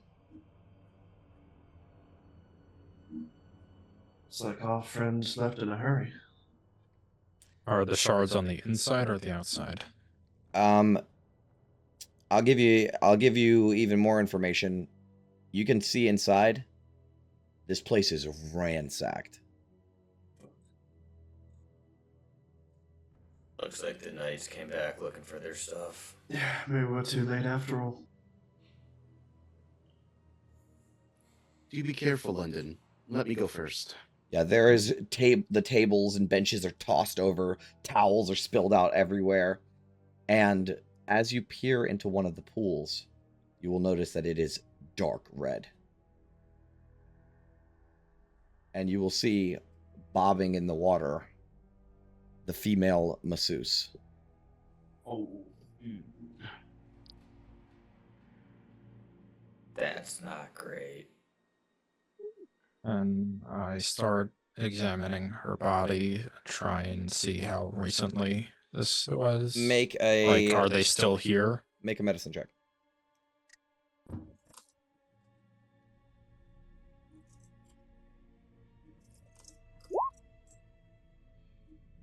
Oh. 11. It's hard to say how long ago she was killed. However, it does appear she was slashed with some sort of slashing weapon. I'm gonna go double check that we put that padlock back on the gate so that no civilians come across this. Perfect. Actually, how about this? Vin. It's fine. You padlock it shut. No problem. As you also explore further, you'll see again the doors are burst open, the tables are tossed, the little vials of smelling liquids and stuff is all shattered and splashed everywhere. And the secret door that you guys are sure that you closed on your way out is open. Everybody be alert. It could still be here. Lennon will poke his head through. Can I hear anyone? Does it sound like there is anyone rummaging down there? You don't hear anything. from where you're at. Too late. It sounds all quiet. Are there bloody or wet footprints around here? Make an investigation check or survival.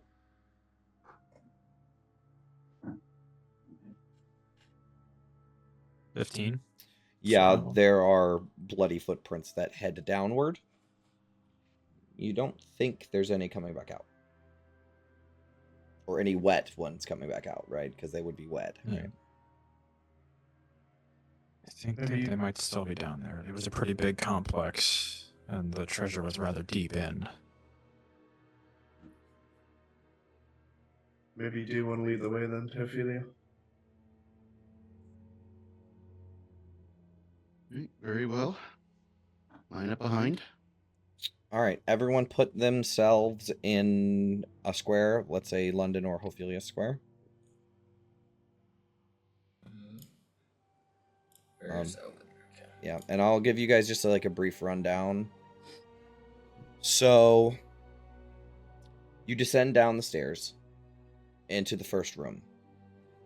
You guys remember what you have discovered for the most part. I mean, I guess I'll drag you in, but I just don't want to have to do two maps at the same time. So, like, you guys recall what rooms were there.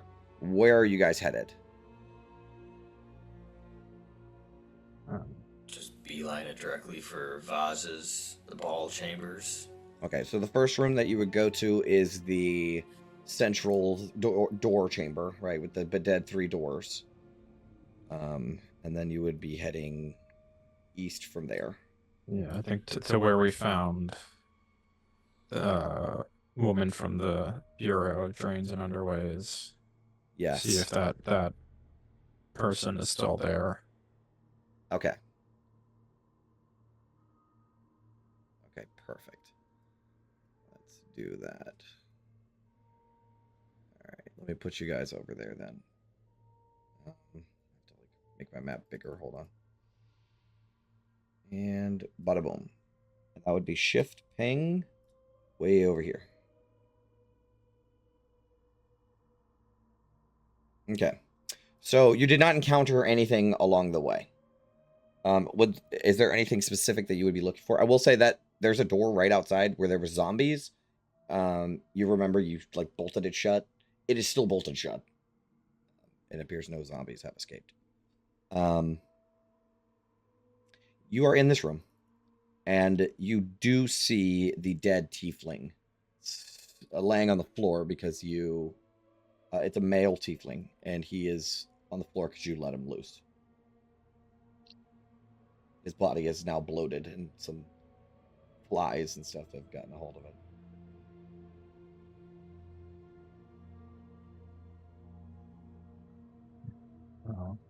Let's come back to this. Don't want to be carrying this around if we get jumped by Knights of the Shield. But on the way out, we'll collect. But otherwise, have there been any more signs of footprints down here? Like, are we... Survival or investigation, please.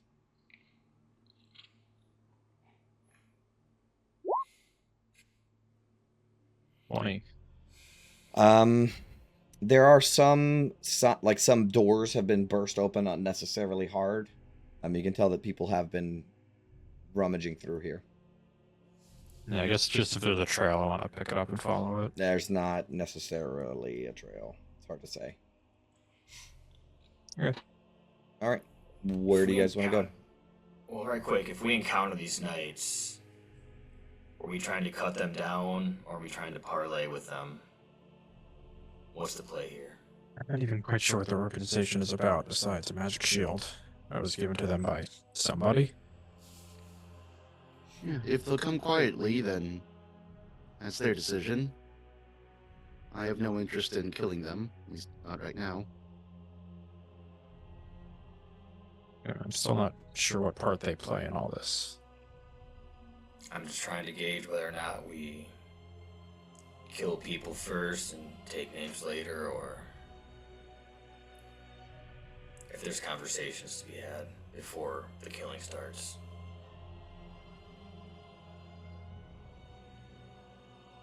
But if they're in league with the cult of Zariel, then they're no more innocent than the cult of the dead. No, but any blood that'll be spilled will be in defense. I would like to know more about them, but just as I would suggest, we don't reveal who we are outright. I doubt they will, so I'm not sure we'll find any useful information from them if we come across them here, but agreed. Any fighting will be in defense. We need to know more.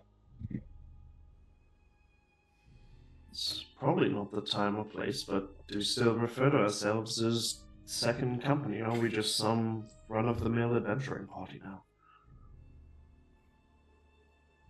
I suppose for all intents and purposes, we are. Come up with the name later then, but let's keep pressing on and keep our wits about us. Okay, you guys can move. So we're in this chamber. Oh, I can't shift me. No, I can though. Bam.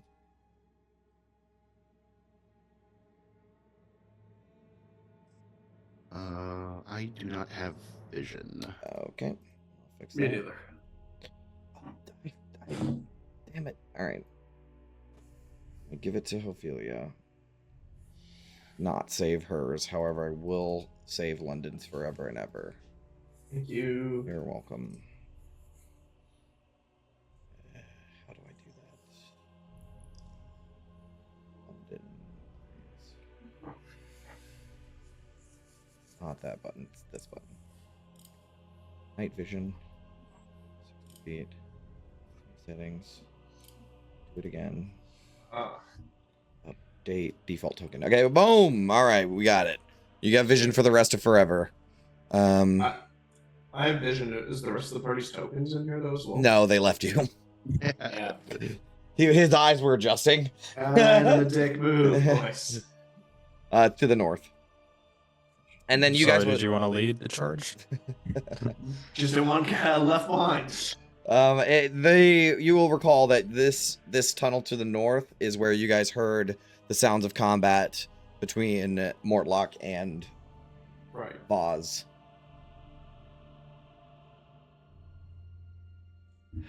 Keep heading down. Nice and slow. Peek my head around the corner. You see a bunch of dead bodies bloated floating in the water. They were there before. Seems to be all clear. Tell me when to stop if I need to. Yeah, you're good. I'll tell you when.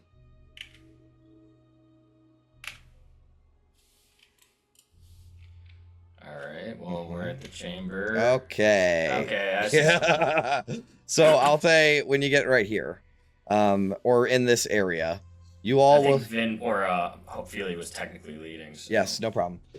You all will hear the sounds of like dumping coin and rifling through and some orders being commanded. Like, no, take that over there. That goes. No, that's coming back with us. And you just like hear a bunch of chatter and movement to the north and / or to the east.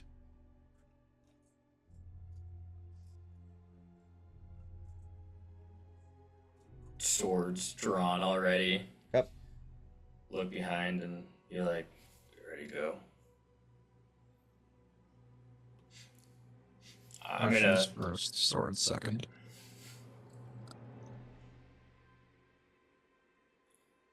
All right. I'll head into the room. Okay. You will see, flanking the door, there are two figures.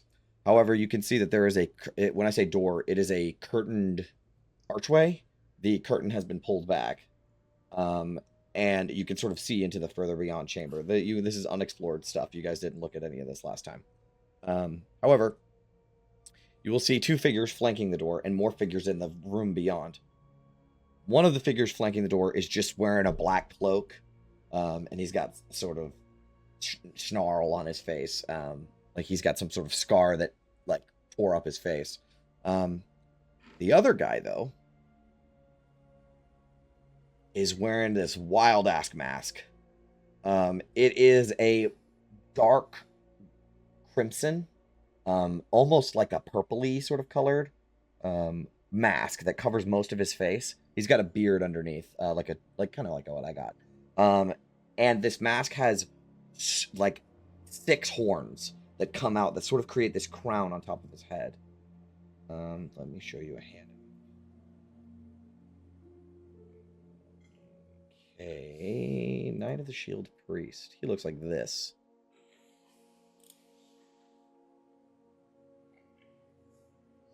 That looks like a good guy to me. And he will see you, and you will see him, and he will draw out a dagger, point in your direction, and say, "We've been spotted! Kill him!" And I need you guys to roll initiative. Sweet. That decision's been made for us. Now Okay. roll initiative. Swords and questions at the same time. Ooh. Not cool. All right. I can feel Chris trying to tell me to put on battle music.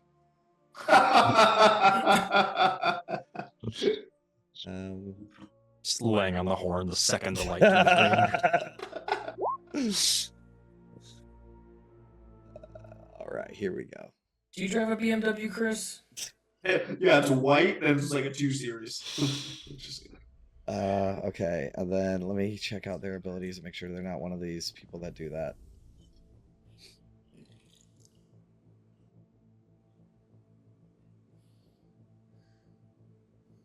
Nope. All right.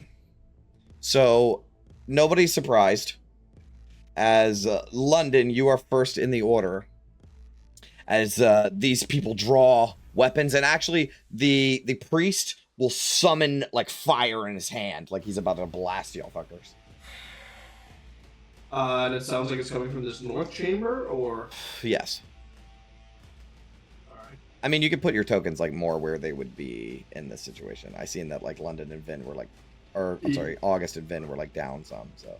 Pretty far back, yeah. Yeah, you can move up if you wanted to. Oh, okay.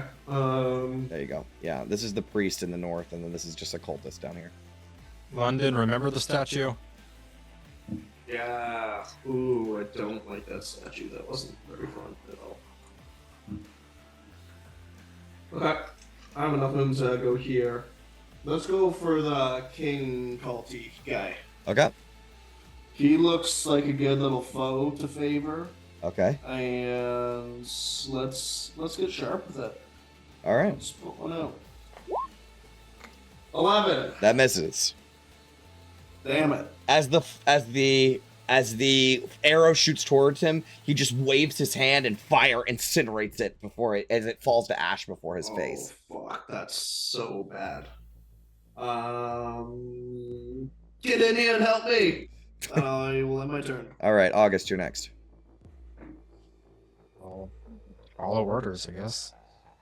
Is that 20 feet or 10? Whoa, yeah, you're in difficult terrain. So 5, 10, 15, 20. That's 25, right? Oh, is that one 5 or 10? No, I started right below Ophelia. I was here. Yeah, so 5, 10, 15, 20. That would be 25. That is the first step onto. It's difficult terrain. The water's difficult terrain. Yeah, so 10 times 2 is 20? I'm confused. 20 feet to get there. 5, 10, 15, 20 feet to get there. Hi, guys. How's it going? Game, who dis? All right, go ahead. Yeah, can I get diagonal around the wall just to make room for people? Or, oh, fuck. Yeah, sure. I'll allow it. You run in and duck behind the wall, and you will see a cultist also duck behind the wall, and you both look over at each other. Oh, shit. So, okay, yeah. Okay, we're level 4 now. That's nice. I'm gonna Misty Step. Okay. All right. Yeah, it's just startling. Like, flame starts to absorb him, like, unconsciously, and he just zips back 20 feet Sweet, out of their okay. range, and he'll... Can we say that it's your fiery wings swallow you and you teleport somewhere else? Yeah. That's actually pretty cool. Okay, cool.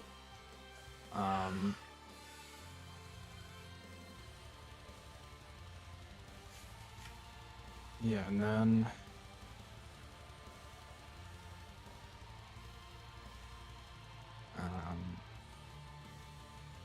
yeah, I'll just do a no, I'll save it. I'll do chill touch on the main priest guy. Okay. 25 to hit, Oh, that 4 definitely damage. hits. Okay. He takes it. And yeah, that's all I got. Okay. Oh, is this? Oh, okay. All right, that's your turn. It is now the Knights of the Shield. So these cultists, they will draw scimitars. And oh man, this is sick. Okay.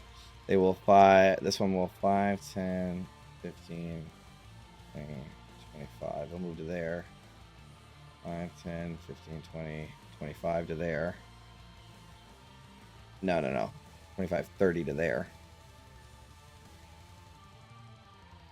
30 to there. Oh, no. Yeah, okay, that's fine. And then this one will... I'll make it to there. As you will hear a door burst open as Ophelia, Tanis, and Vin will see a cultist rounding the corner. As apparently there's a door that leads in through that way. So he's kind of flanking you. However, these knights have pack tactics. But not just that. They also have this special ability called Fanatic Advantage. If the cultist makes a weapon attack with advantage, they get a lot of extra damage. Well, only 2d6. So they're going to fight in synchronized with each other on London. So here's one for London. An 18 to hit.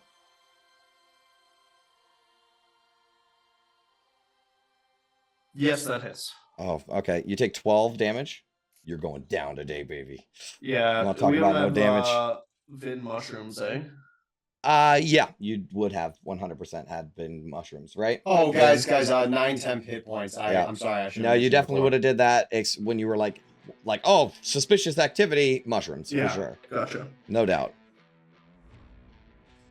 Okay. Okay, and then the other one to the north of you will also... Oh, they have multi-attack.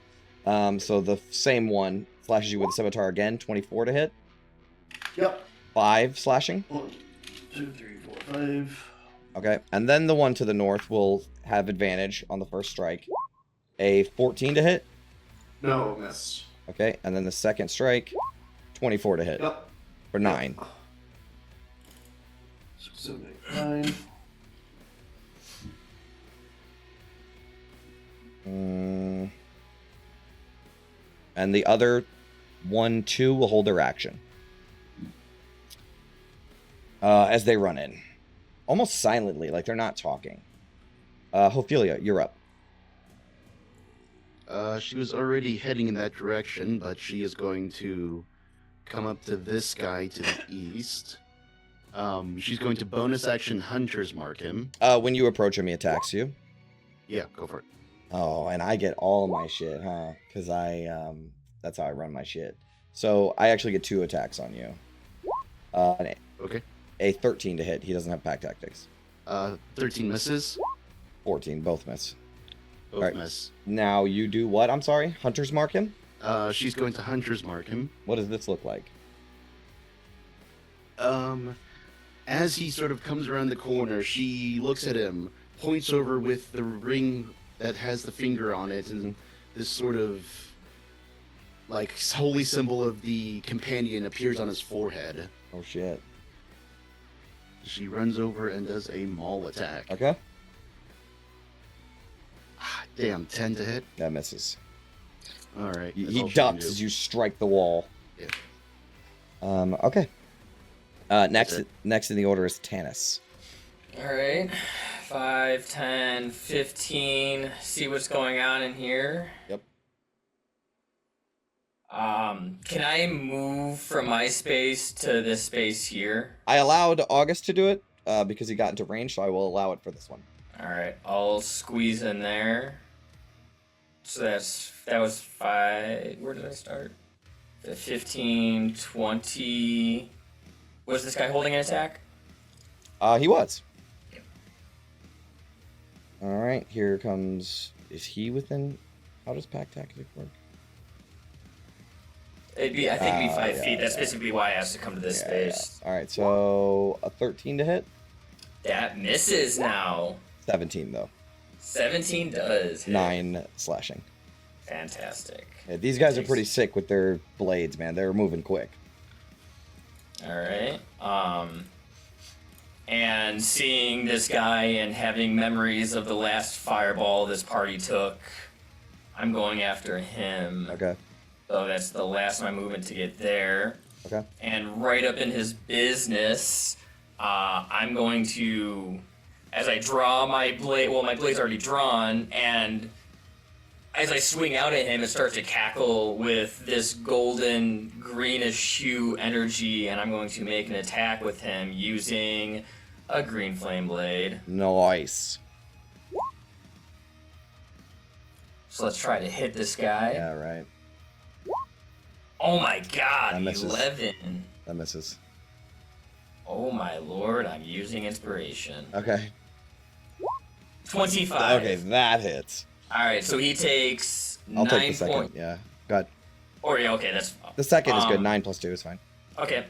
That's from that, and then as I hit him, like this energy, as soon as I strike at him, kind of wraps around and like kinetically charges itself, and then pops over to the guy right next to him as he takes 2 points of fire damage. Fire damage, yeah. Alright, so this cultist guy, he was about to cast a spell, and he like, gets struck, and he is almost bloodied with that one strike as he staggers back into the corner. Fantastic. Is there anything else you would like to do on your turn? No, I wish I would have used my superiority die, but oh well, too late now. I have no bonus action. I guess I could have probably hexed this guy too, but live and learn. That is my... You have a +2 charisma modifier? Is it charisma modifier or is it proficiency bonus? Your Genie's Wrath is proficiency. Green Flame Blade is... Yeah, so it'd be 4 Spellcasting. points of... Yeah, sorry, good call. It'd be 4 points of fire damage to the guy next to him. Per level? Your spellcasting ability modifier. Oh, so it's your charisma. Yeah. Oh, okay, so he takes 2 more. Nice! Alright, good call. Good looking out. Yeah, and that'll end my turn then. Awesome. I have to look at this spell real quick.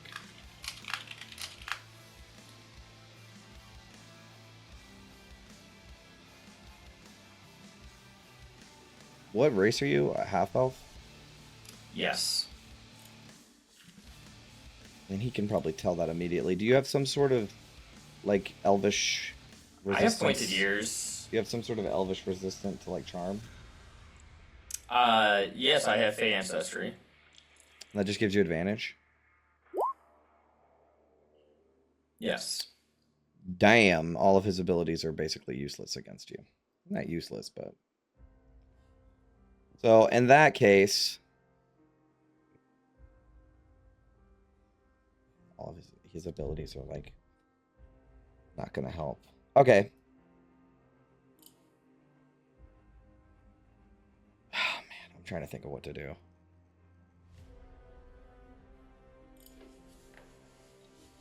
Okay. I'm just gonna do it. Fuck it.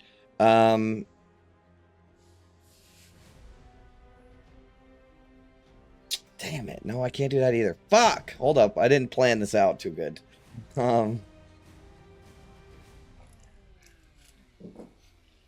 This is like a big long spell.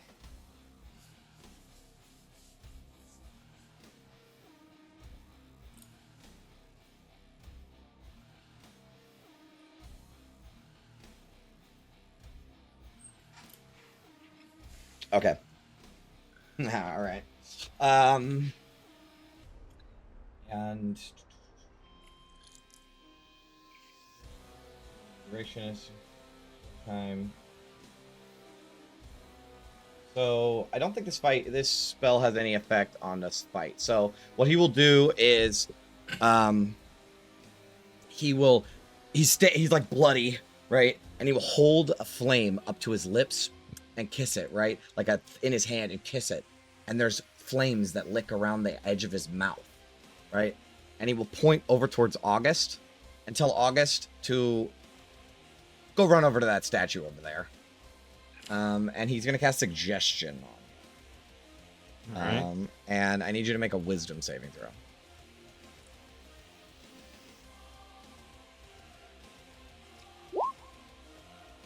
$17. Fuck me. All right, that fails. That was his turn. Okay. So that's all he could do. So he tried to charm you, and you felt like the infernal sort of charm trigger in the back of your mind as he spoke some infernal words to you. Like it was in infernal when he spoke it. Anyways, he's looking desperate.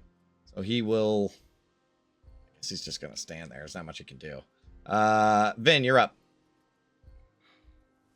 Okay, let's see. 5, 10. 15. It's difficult terrain from where you were. The water is difficult. Oh, terrain. yes. Let's see. 10, 20, Now it's 5 after that. 25.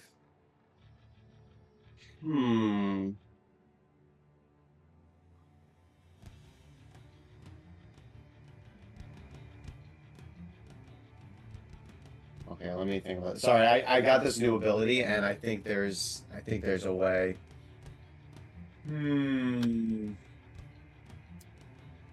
Oh, this positioning's a little weird. Yeah, it was weird for me too. Yeah. All right. We'll pull it out another time. For now, Vin's just gonna blast one of them. Which one can Vin tell? Like which one looks the most hurt? The leader is in a corner holding himself bloody. Yes. I mean, can Vin get a reliable shot on him? She can move up if she needs to. Yeah, you can hit him from there. No, you need to move one more square up. That's fine. Okay. She's willing to do that. All right, you do that, and then you can totally get a clear shot on him. All right, lightning launcher coming his way. All right. Oh, 20 to hit. That hits. Yeah, 11 lightning damage. He is still up, but staggered as you blast him back into the wall. His head smashes against the wall. He's bleeding. All right. Still no bonus action. Wait. No, she does, but yeah, like I said, she's not going to use it. She's not going to pull it out yet. All right, so that's her turn. All right, London, top of the round. You're up. Me no likey being here. I'm gonna Zephyr Strike away. Okay. And with supernatural speed, disengage, which will give me advantage on my next shot here. Thank you. And this guy down here, this guy looks pretty much done Toast. for already. Yeah, so definitely. I'm gonna go for a fresh boy here. Okay. Come on. Dirty 20 That hits. for 19 plus 7, 26. He is critically wounded. Damn. That's all I can do. Okay. I should have planned this fight out better because I had like an ability that really works well with the cultist ability that I should have did, but it's okay. Too late now. All right, that's your turn. Sir. All right, August, you're up. Yeah, I'll just cast Bless on everybody in this room except myself. Okay.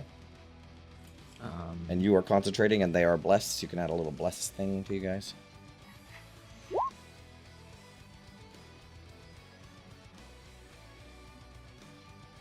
And then, yeah, I'll yell out to Tanis, try and take him alive. That's the plan.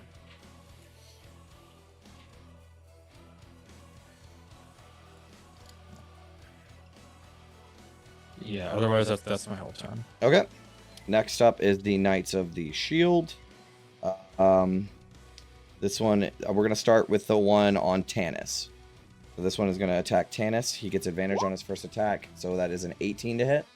Yeah, that'll hit. 15 slashing. Yeah, that's a lot. It is a lot. And he still gets a second strike.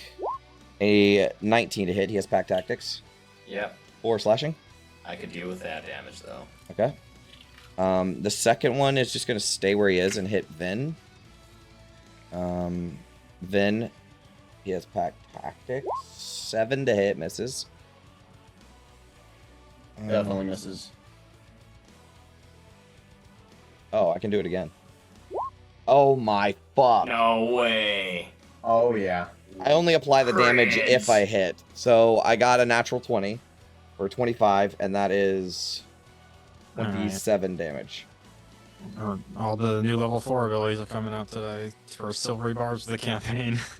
Okay, so that is what? First of all, what does your silvery barbs look like? Yeah, like the flame starts wrapping around his weapon and starts like overheating it to the point where his own grip like on it starts to loosen, Okay. and he can't get off like as good a shot as he All right, this could is have still a otherwise. single attack. 9 misses. All right, What a great I'll use give of that. No kidding. advantage to London. advantage Get to used London. that. All right. What a good turn. Another wombo combo. All right, and then this one is going to be like really pissed off that August just did that, so he's going to strike August. He does not have back tactics. So a 17 and a 14. Both miss. Holy shit. Good AC. All right, I shouldn't give you guys all that armor. All right, it's okay.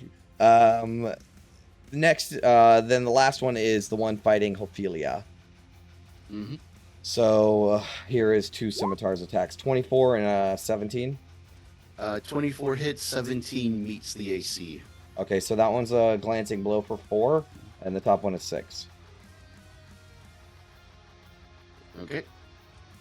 Alrighty. As these cultists are like really skilled with their blades, like surprisingly so. That is the cultist's turn. Next in the order is Ophelia. Sure, well, she's just gonna go for a maul attack. Oh, you're concentrating on Hunter's Mark, aren't you? Oh yeah, I'm concentrating. That's 2 con saves, please. They're DC 10, both of them. Save. 21 Save. and 15. All right, you're good. Oh, he still has Hunter's Mark on him. Correct.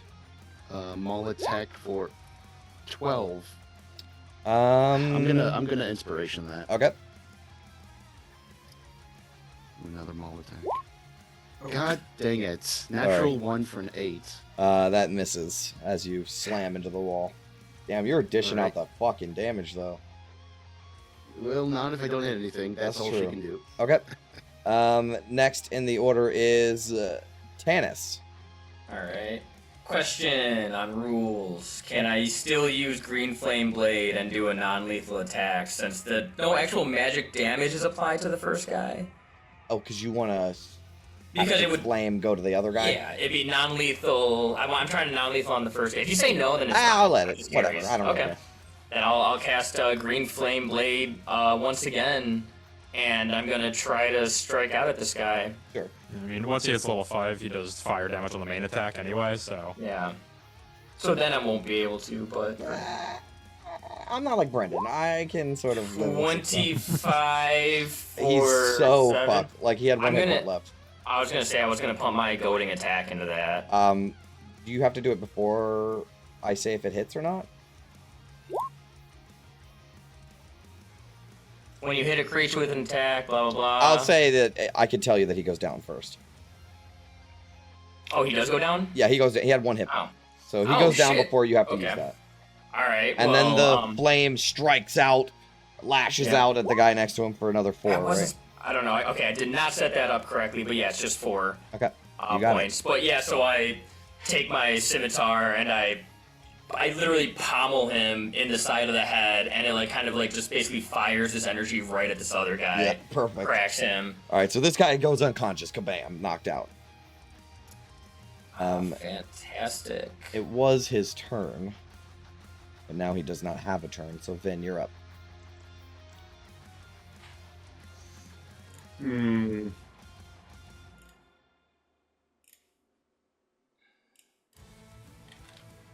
Yeah, I think that with the way the positioning is, she'll just try to finish that guy off.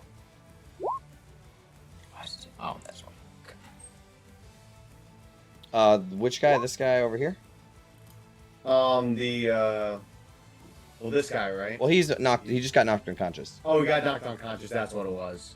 Then yeah, I'll just go for this one then. Okay. Yeah, so I don't get disadvantage. But I think I miss anyway. Yeah, you do It's, miss. Yeah, 9 to hit. All right. Anything else? I'm excited to use this new ability, but there's not much use for it yet, so we're holding on to it. Okay. Top of the round, London, you're up. Feeling good. Thank you, August.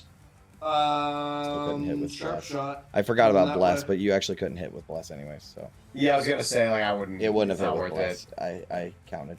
So, all right, go ahead, London. 15. Which one are you shooting? This one. Yeah, that hits. Ooh, 16 damage. He is still up, Damn it. mortally wounded. Finish these fuckers off. The arrow launches in his back. And I think when he lurches forward, he almost lands into Tanis, and his hood will fall down. And you will recognize this fellow What? as the guy that you guys saved with the carvings on his fucking chest. This fucking guy. This is a Oh, this Clem was right. Jasso. Damn. All right. Is there anything else you would like to do? No, that's it. August, you're up. That's the guy next to me, you said? Correct. Yeah. You're on non-lethal duty today, Tanis. Apparently. So I will. This one's pretty wounded, right? Oh, yes.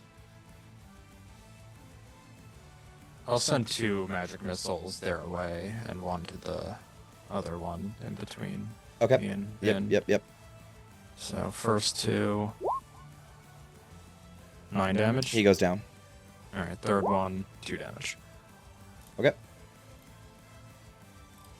As these And- streaks of fire blast out at him, they get forced back, and that one just gets knocked out. Yeah, I'll just take a step back here, right? It was the statue, right? Not this That one. statue is safe, yeah. And my turn. Okay. It is the Knights of the Shield's turn.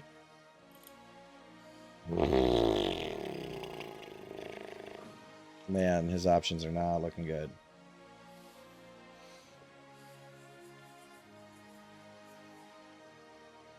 Noticing that he has been recognized, this guy, this Clem Jasso fellow, he sort of looks around.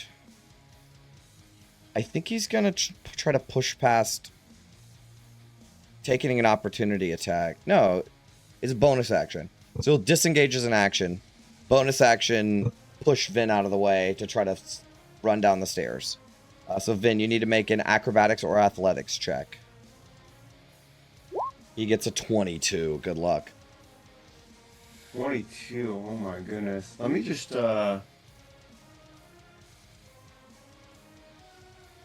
Okay. Yeah, she's probably gonna fail this. You said acrobatics is valid? Or is valid, yeah. The defender can always use acrobatics. Yeah. Oh, yeah. He gets the. All right, he pushes you out of the way as he 15, 20, 25. That's as far as he can get. So actually not that far. But it looks like he's going to run. I'll give him one more square. All right. That's as far as he can get. Now, this one... Ugh, I think he's going to go for... Oh, yeah, he's going to go for Tanis. Because it looks like he's doing damage. So, Tanis, 16 to hit. Glancing blow. 2 slashing. Okay. Natural 1. Nice.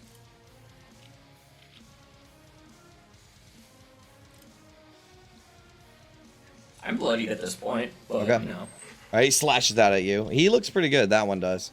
That is... Oh, there's one with Ophelia. They're just... Yep. Got their own thing going on down there. They're doing the hands thing. Defensive battle there. Yeah. They both skilled combatants, I mean. Alright, so 13 to hit, 22. 13 misses. I would like to riposte. Okay.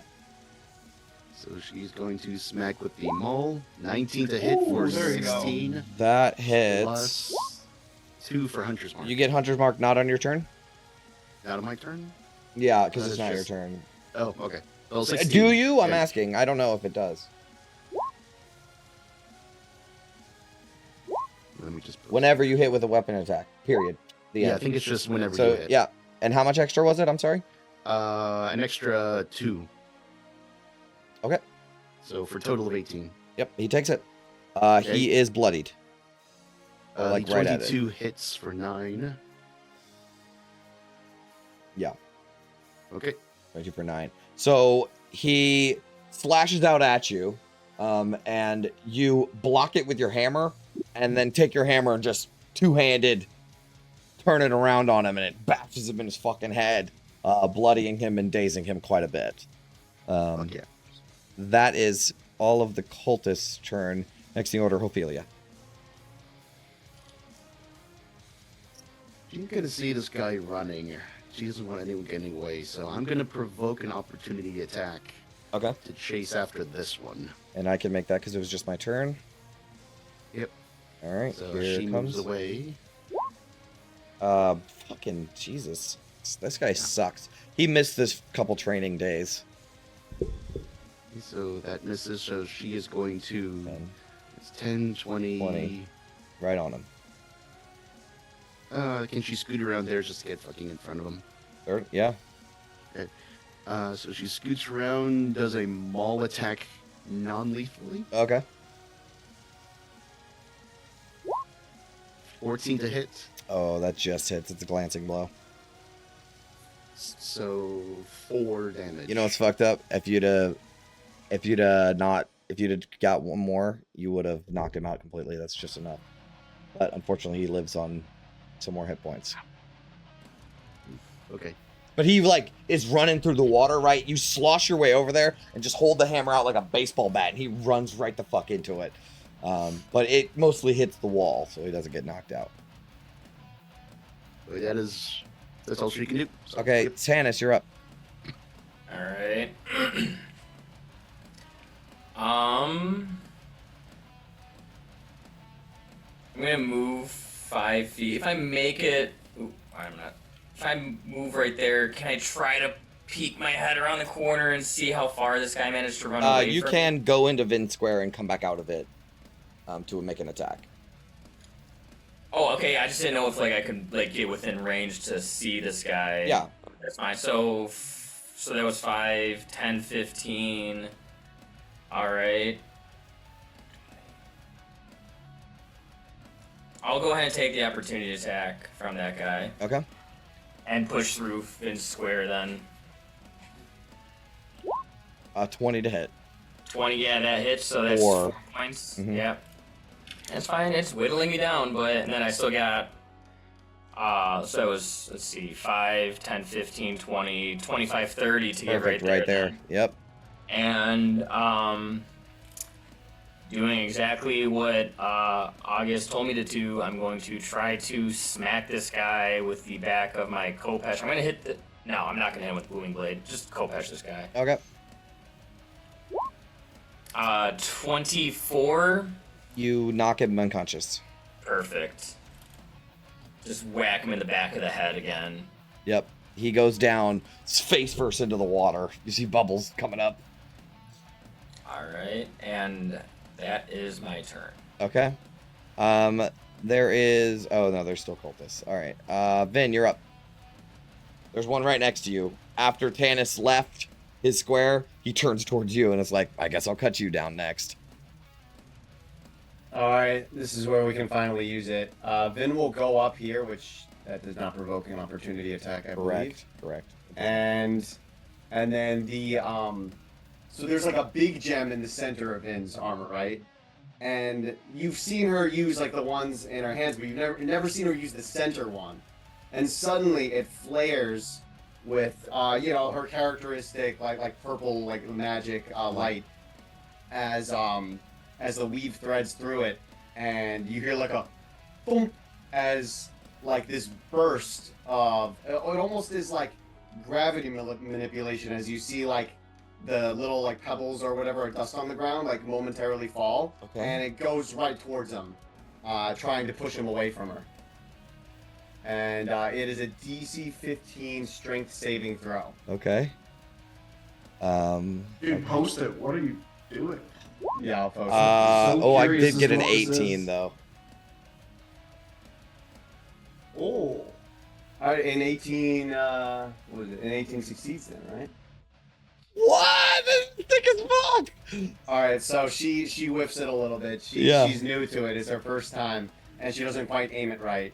So he stands tall, and That's so cool. I think, yeah, she's gonna try it again at some point if he stands his ground. But for now, That's so cool.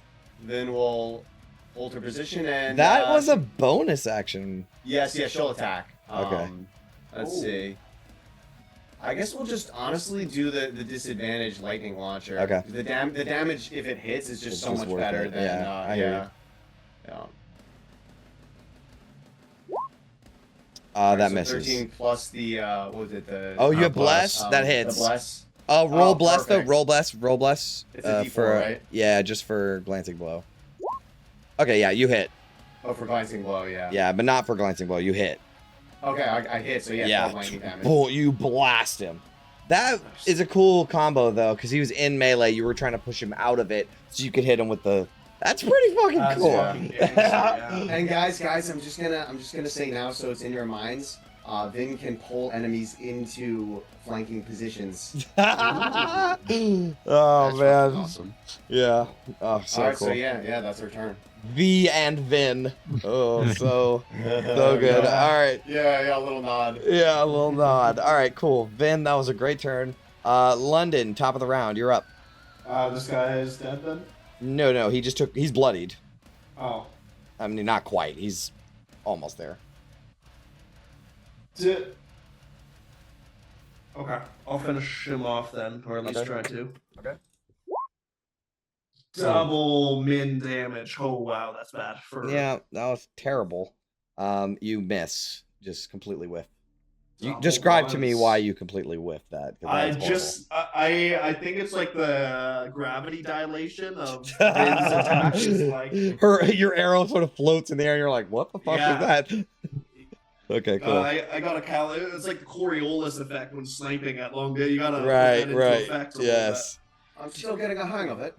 bit. Oh, me Dude, too. Dev, That me is so. too. So Vin's ability is like to shut off gravity a little bit, so it's like a limited field, and then she just pushes them with her hand, and they force back. Yeah. That's actually pretty That's it. fucking Yeah, awesome. they get like suspended for a moment. For a second, and you try to Yeah. push them back. That is pretty cool. All right. Is that all you would like to do, London? Yes, sir. Okay, do better. August, it's your turn. Yeah, I'll just keep going for the chill touch on this guy. Mhm. 11. Man, you guys are rolling like crap. That misses. And yeah, I'll just get.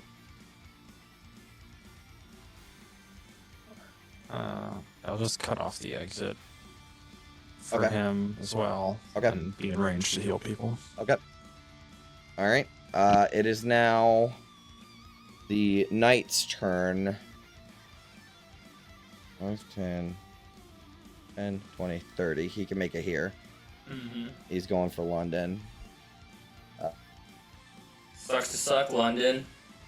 Oh, not London. Tannis. I know. Sorry. I get you guys confused like Big Smile and Illican. 7. Nice. 11. Both miss. This Do guy better, Jay. sucks. Do better. Hey, that guy sucks. This new breastplate really fit me well. Yep. All right, and then the other guy's gonna go for Vin. You don't want me to do better, Chris. Vin, here's your attacks. 21 Oh yeah, 21 hits. for 9 slashing. Yeah. And then that's the mushroom HP right there. yep, it is. And then that is their turn. Ophelia, you're up. Okay. First thing she does is she flips this guy over so he's not fucking drowning. Yep. Preferably. Yep, I figured you did that. Gonna move 10, 20. Okay, Maul attack at advantage. correct. And you still have Hunter's Mark on him. Yep. That hits. 25, 9 plus 6. Nice. 15 damage. How do you want to do this? Nice. Ooh, I didn't say non-lethal, did I? Mm, Oops. do you want a non-lethal one? Well, we got one, but We got a lot of them. We got 2 of them. yeah, I should have said. So in the heat of the moment, like she's been like going after this guy, and just missing, and out of just Right. that frustration, she takes a wide swing and just slams his head into the wall. Oh, and it splatters like a watermelon. Oh, oops. Cool. And that's Decapitation with a bludgeoning weapon. It's brutal. Yeah. All right, Tannis, you're up. There's only one guy left.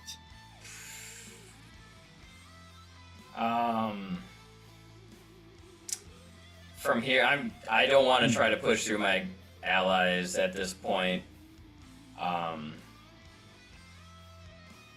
He's trapped in there with 3 of our party. I'm just Right. gonna go ahead and just make sure I'll hold an attack if he comes within 5. All right, feet. how do you guys want to do this? Let's just wrap it up. There's no need. He's pretty surrounded. He would go for Vin or August, which are not even close to death. So, well, how do you guys want to do this? You're the only one does it? left. Are you really still fighting? He dies of embarrassment. No, I don't know. Like Vin can take him out with the lightning. Yeah, I feel like Vin's probably like still has a bit of a vengeance coming back down here after what happened. Yeah. Yeah, she like blasts him through the curtain with that gravity thing or Perfect. whatever. Yes. And then his Oh, awesome love it. set. All right, boom. He's dead. And we are out of initiative. Can we get some calm music, Jay? Dude, I will. Oh my god. Please don't take my inspiration away from me. I'll never give you inspiration again. All right. We are out of initiative. Well, Ophelia was going to drag the still living one up and Mm-hmm. toss him down in the middle of the room. Sure.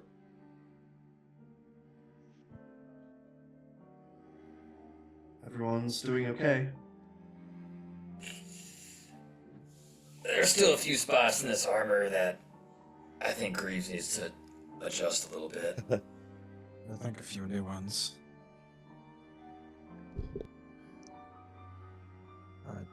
Want a little top up, Tannis? If you're offering. Sure. She can give you 10 lay on hands. Just to... Alright. Between that and my fiendish vigor, some of my wounds start to close up.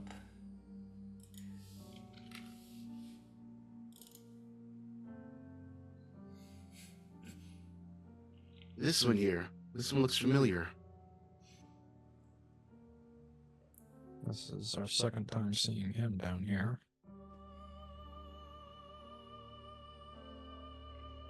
Yeah, it seems like this is the one who came here trying to get their treasure back and was caught by the cult.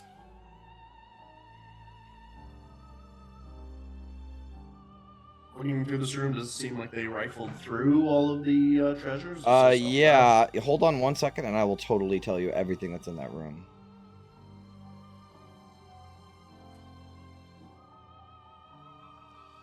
Okay. So, if you look into this room, you will see... Come on, my notes got all fucked up. Sorry.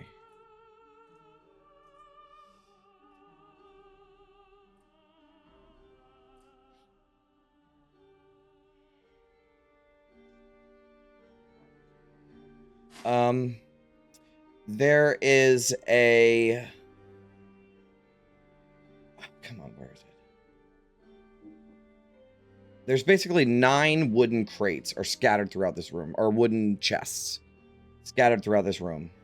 There's like a couple rats that scurried through it. Most of the chests, like 4 of the chests look more important than the rest, and they are opened. 4 of these chests have a symbol emblazoned on them. Now, it looks like a curled, broken horn, like an animal, like a ram's horn. Let me see if I have a handout There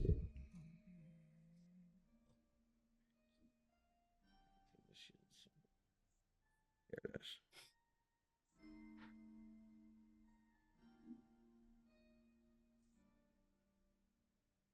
So 4 of these chests are open and bear this symbol on them. They are full of treasure.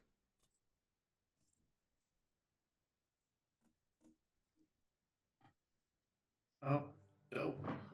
Just like gold pieces, or Well, I mean, you want to sort of dig into Yeah, them? All definitely. right, the first chest has about 4,500 copper pieces, a potion of some sort, and a metallic flask that has a really creepy devil face on it. The chest 2 has 1,100 silver pieces and some precious gemstones. The third chest has 3,700 copper pieces. There is a golden chalice encrusted with rubies that has infernal script on the inside of the chalice. And the fourth chest is small and ornate. And inside is a solid gold twisted broken animal horn. I have a handout for this actually.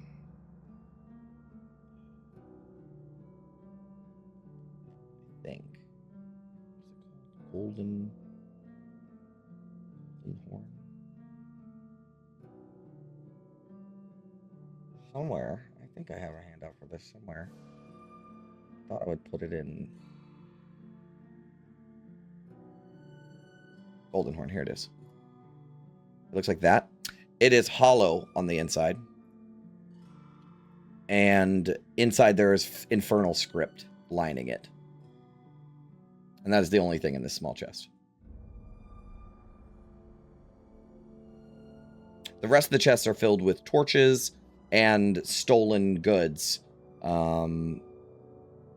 Rations, caltrops, manacles, tinderboxes, daggers. You do find 4 potions of healing in one of these chests.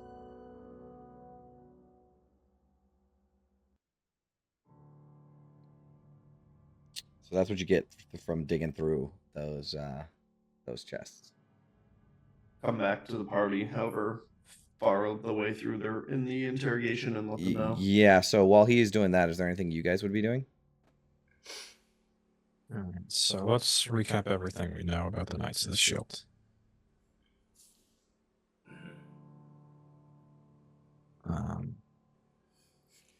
They had an alliance with Cult of Zariel, united through a shield that Vox Maledictus had. Yignath was part of them. No, Yignath was part of the Cult of the Dead. He broke orders from Thalamra Oh, he was stole stealing- from the yeah. to Knights. steal from them. I see.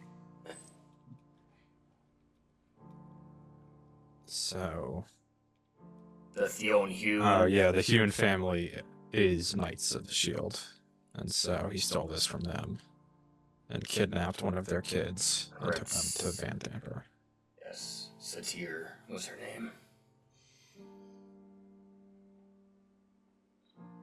I think that's it. We don't know much.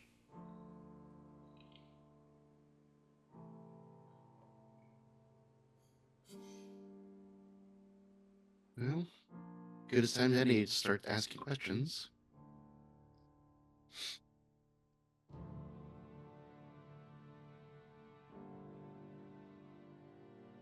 We start with the priest or this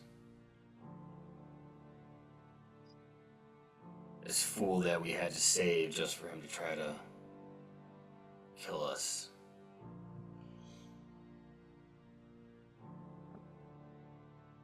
I'm mildly interested in the foolish one. Considering we brought him back from the dead and he came right back here, he must know something rather important.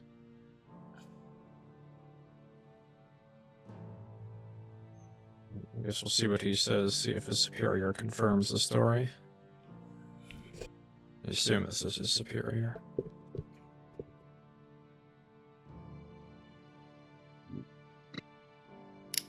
Go grab like a small water skin of nasty sewer water. Uh-huh. Bring it back and start to pour it on his head until he wakes up. And you are doing Klim Jasso? Yes. All right. He is startled awake. He looks around. He does not speak. In fact, you see his resolve steel in front of your eyes.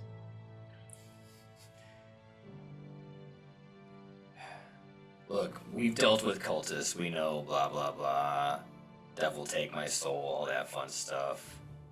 We can just make it easier for you to get there if you cooperate.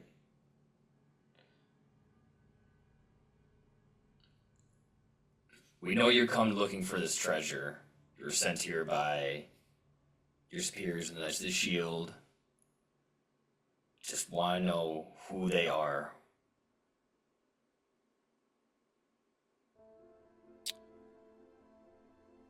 Your threats are hollow. Gargoth's grasp extends beyond this world. Do you really think you can make me speak against that power? Tell me more about this Gargoth. I've heard his name before. He spits blood at you. You'd be dead if not for us. I am but a speck in the grand design, and you will learn nothing from me. Do what you will, I am already lost to you.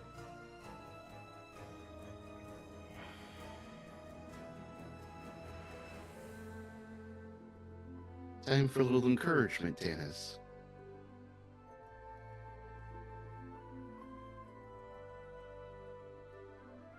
I mean, I don't think he doubts what to do to him. Maybe just a quick bath in this sewer water with his head a foot under for a couple of seconds. I don't think we need to be breaking his legs with your maul today, Ophelia. He will say, regardless of an intimidation check, he will say, my master is a lord of secrecy. You'll get nothing from me, no matter how much you torture me. Is your master in the Theon family? Less care about his response and more about, do I see an air of surprise that we bust out that name or anything? Let's get an insight check. I know he's not going to talk, but I can try to read his Not face. gonna talk. It's 12. He does seem like he's like, how the fuck do you guys know all this shit about our very secret society? So,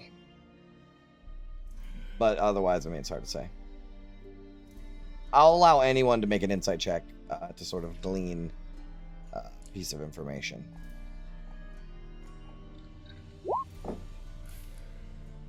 Me 3? Okay, so August. Okay, a little bit of Ophelia. You guys can tell that from the way that he is speaking and the reverence that he has towards this quote-unquote Gargoth is that Gargoth is a deity in his eyes to secrecy.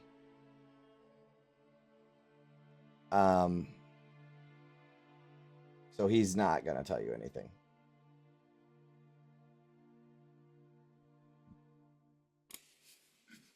He would rather die, because in death he would serve his master more so for not revealing anything, you know. Unfortunately, this is one of those situations where like this cult has been designed against revealing any secrets. All right.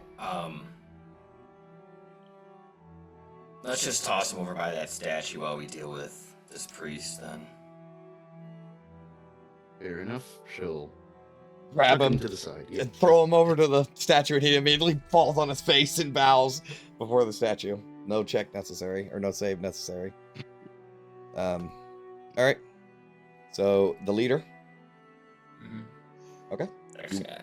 You wake him up. He sort of slowly comes to.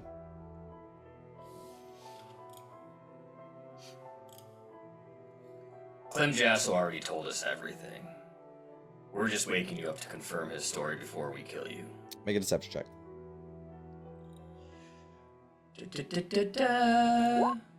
Oh my god, I'm so bad at that. I'll use my inspiration since Okay. everybody else seems to have used theirs. Okay. Roll again, Tannis. 21. Okay.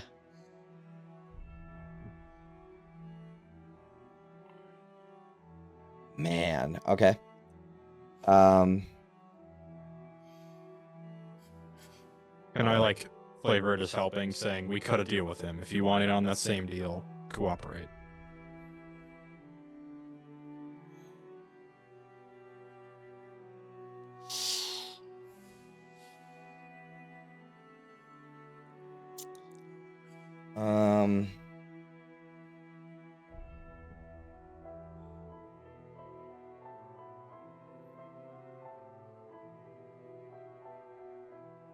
Okay.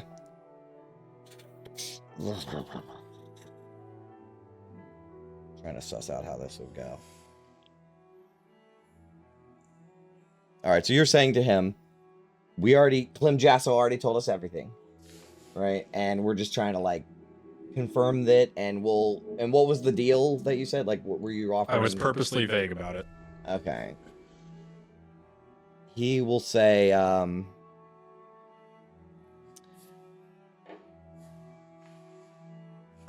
he'll say, I do not know that traitorous scum.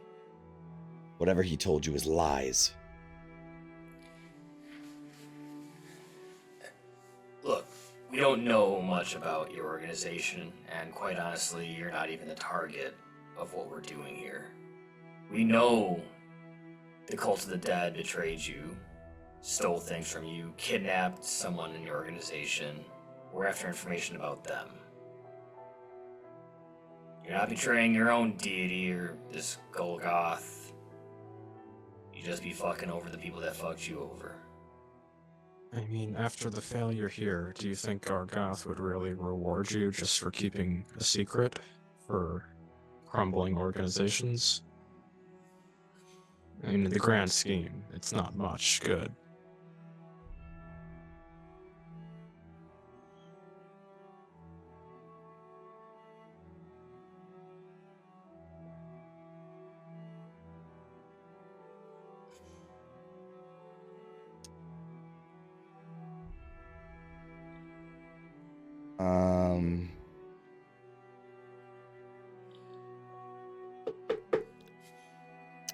Ask him a question. Why is the shield so important to Vox Maledictus?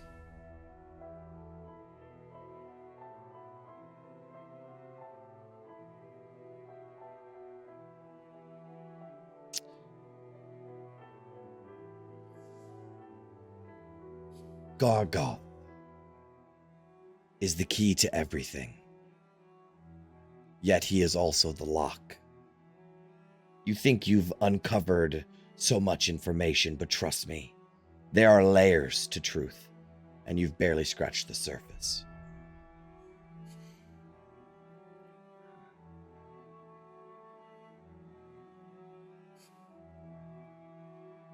To what end did the Cult of Zariel want the Knights of the Shield's help?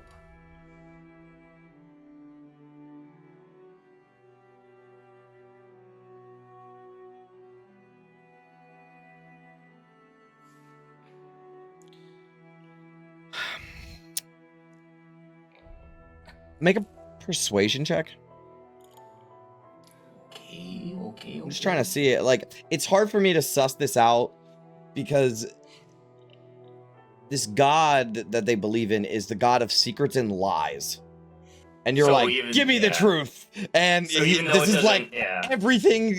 So I'm trying to like give you some stuff, that he would say, but you're hard pressed to get information out of these people. They're literally designed to not say anything. That's fine. I mean, if he doesn't say anything, he doesn't, I'm just. Give me a persuasion. Let's see how it goes. No, I'm 11s and 21s today. Never mind. All right. So he's just like spouting a bunch of fucking rhetoric at you.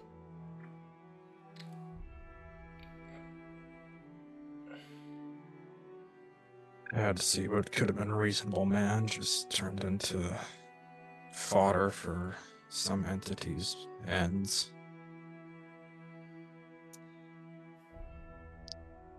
The real game is being played by those who understand the power of secrets. The power of lies.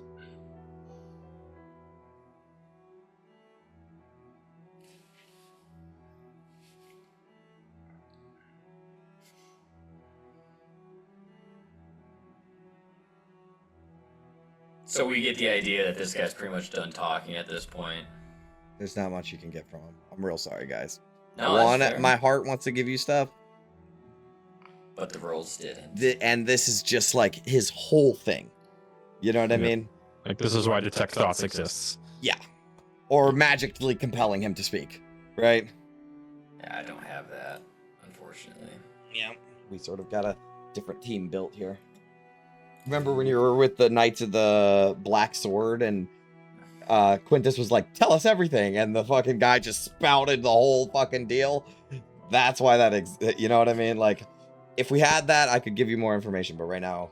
Honestly, for an organization that calls themselves the Knights of the Shield, they're pretty good with swords. Did any of them even have shields? No.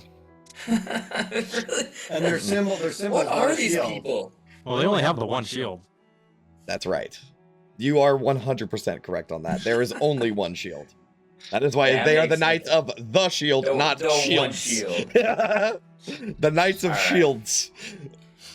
We'll just drag this guy by his collar and throw him into the statue area with his Yep. buddy. He also bows down before the statue. Well, this just feels cruel and unusual. Well, I wanted to have a conversation without them being privy to it. We can let them go, leave this place, and wait for them to leave and follow them back to their headquarters. They're not going to talk, but that doesn't mean we can't get anything out of them.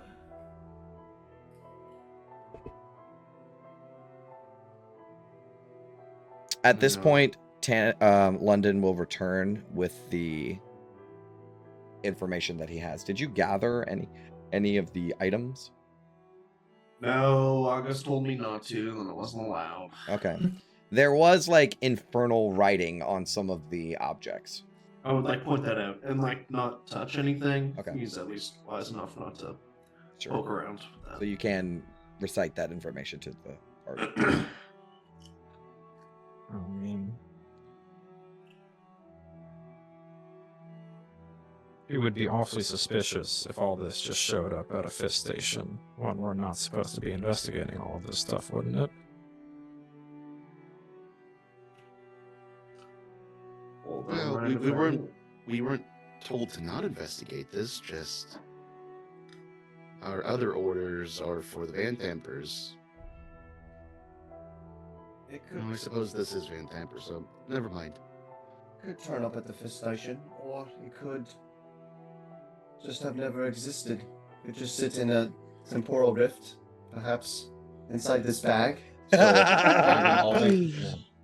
Like, either it goes to the fifth station and it's used to buy stuff to fill out Grease's inventory, which we requisition anyway, or we just cut out the middleman.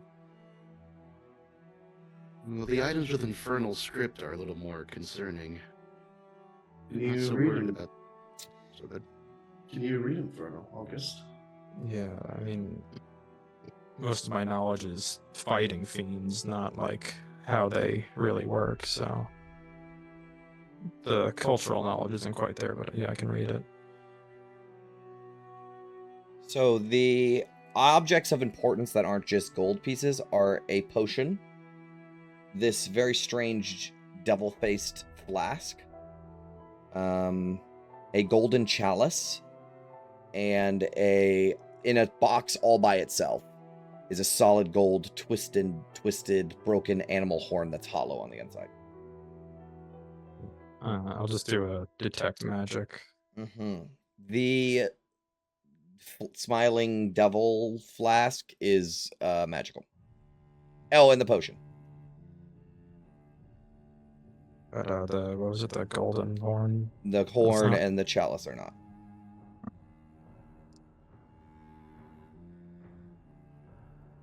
Gotta ask what kind of metal that flask is.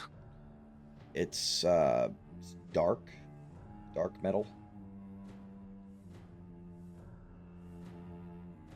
With the bluish tint? No. Okay. These boys are gonna be paranoid forever now. Tannis pulls out his dagger and stabs his friend for looking at it. Ooh, good times, good times. You guys remember that? Good times. Okay, do you want to read the script on it? Yeah, those I'll read the objects? script. Okay, the golden chalice is encrusted with rubies, and the interior of the cup is lined with infernal script. And it says, "Hail the hidden lord, master of deceit and secrets. O lost lord of the pit, bless us with your dark gifts." That's all it says. The solid gold animal horn, the inside is also lined with text that says, "We honor you, 10th Lord of the Nine, forever exalted in darkness. Grant us the power of your lies. Hear our pleas and guide us in the ways of your manipulation." And the horn is in the same shape as their like symbol thing. Seems that way, yes.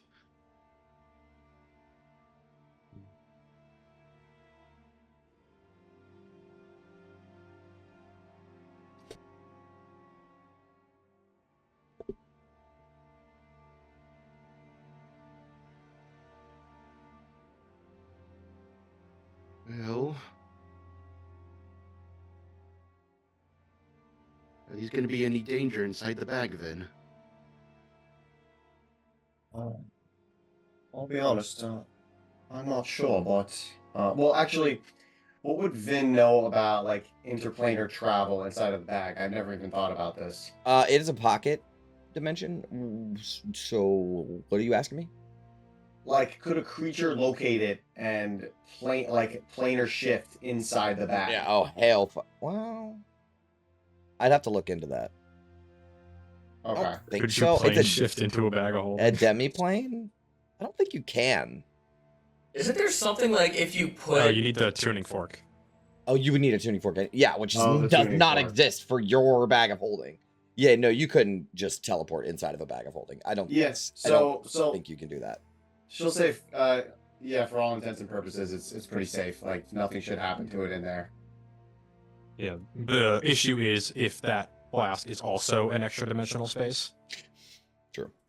So if you put an extra dimensional space inside of an extra dimensional space, bad stuff happens, Oh right? my You start a fuck. Spelljammer campaign. That's if Guys, you don't we can all s- die immediately. We could start a Nothing else in Spelljammer the fabric campaign of right the now. universe. I have a pocket dimension in my locket. The locket cannot go in the bag The of holding. locket cannot go in the bag of holding. Fuck, Do so not you guys forget just that. have a bomb now? Yeah, I didn't even think about that. We know Plan Z, just in case all hell breaks loose. That's the Gale plan. Yeah. Zero I'm try- option. I'm trying to imagine Vin explaining like the unlikely scenario where one of those things does have a pocket dimension. She's like, you know, when you're at the barber and there's two mirrors on either side, right? And it's kind of like that. He's like, no, I don't know. What the barber? Bro, that cuts my hair. And it says to crickets. No, but real, like, do we let these upstanding citizens go and follow them, or do we just prescribe justice here and now? Well, I was going to take them back to the Eastwa station. I mean, like we're kind of not. I'm not gonna say not allowed, but we should avoid bringing people back from organizations like this. We not flaming fists right now. Yeah, that's what I'm getting at. As London like shovels all of this golden coinage into Vin's. Are you bag. taking the golden coins in the bag? You totally can. We're just cutting out the middleman. Yeah. Yeah, I mean it's like what, 40 pounds of coins for like the copper's like 40 pounds for like 80 gold. Yep. I can give you the numbers if you want. Y'all can write it down for yourselves. 4,500 copper. Alright, who's writing this down? I have it written down on my notes already. I'm just confirming the numbers. Okay. 1,100 silver. And then 3,700 copper. Again. Another sum of copper. So 154 pounds of copper coins. How much can a bag holding hold? 500. Yeah, a lot. Yeah, and then you could take this potion, unidentified potion. It looks like kind of like lava on the inside. Did you like say it's- there was a okay. mechanic where you can Yeah, I like was about to touch do it and yeah? Okay, is there some sort of ability check, or you just do No, it? it's Testing the potion? I'll give it to you. You try it out, right? And it's so spicy, like holy shit, holy fuck, and then you just spit out like a lighter flame. Yeah. Oh no, I touched my eyes, the one thing you're not supposed to do. Yeah, it is a potion of fire breath. Well, you can do this already, can't you, Ophelia? Perhaps I can double up. Yeah, you pick up do you pick up this devil flask? yeah, I'll take a look at it, see if my soul gets sucked into it immediately. No, it doesn't, and it's feels empty. Do you mind discerning the properties of this Vin? What? Oh yeah. I was gonna ask. You have questions about it, identified? but yeah. Vin has identified, of course. Well, hold on. Yes, she has it prepared. Okay, this is why I have it prepared. Well, There you we can go. cast. You were gonna do it as a ritual, anyways, right? Yeah, ritual cast, but it needs to be prepared still. No, right? you don't have to No, prepare a not for ritual. ritual cast. No, Oh, that's I'm- a special wizard thing. You're Oh, right. that's a wizard You're thing. right about Oh, is it? That's why you take ritual caster, right? So that you can do that. Might be Okay. a good feat to get then. For, Well, eventually. whichever. Here you go. It is the devil's flask. The devil's flask. As a bonus action, if the flask is empty, you can speak the command word and fill the vessel with one of the following: ale, olive oil, a potion of healing, or a potion of dark vision. That's exactly how I imagined it looking. That's so funny. It's like a less cool version of an alchemy jug. Oh, that's cool. You get olive oil. There's no mayonnaise. There's no mayonnaise. Oh, never mind. You're right. Did you guys see? Have you guys seen the video where it's like my players have this guy and they keep giving him mayonnaise? Have you seen The that pterodactyl video? man? Yeah, the Yes, that's so pterodactyl man. funny, dude. That's so funny. I knew someone must have seen that video. Okay, well there you go. There's a devil's flask. I mean, although it is a little cooler than an alchemy jug because it gives you a potion of healing. Yeah. That is really nice. So there's a devil's flask for you. Or the dark vision for Ophelia. Ophelia. Yeah. All right, so you guys have that as well.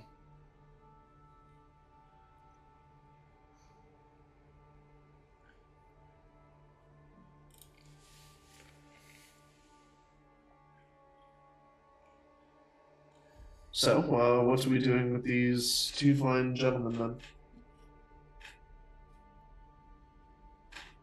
then? Well, on the orders of the gauntlet, looks like the road ends here. Out of I the like mess Tannis's idea of following them back to their hideout. Hmm.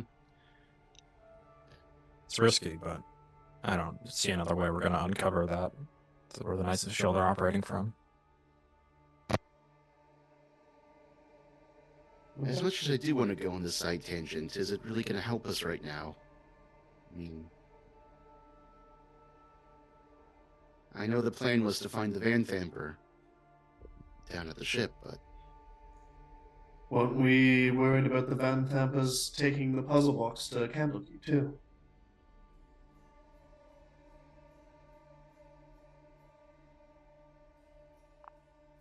A lot to be worried about right now. No. Just saying, if we're chasing around the Knights of the Shield, the Van Thampers might have time to mobilize and I don't know, that ship might have already sailed, but I think we need to get to Amrak as soon as possible. Might be more prudent to get the shield itself. Sure, yeah. Van Tamper Manor. Yeah, you want to draw them out. That's how to do it. Yeah, so we'll have our pick of Knights of the Shield if we can do that. So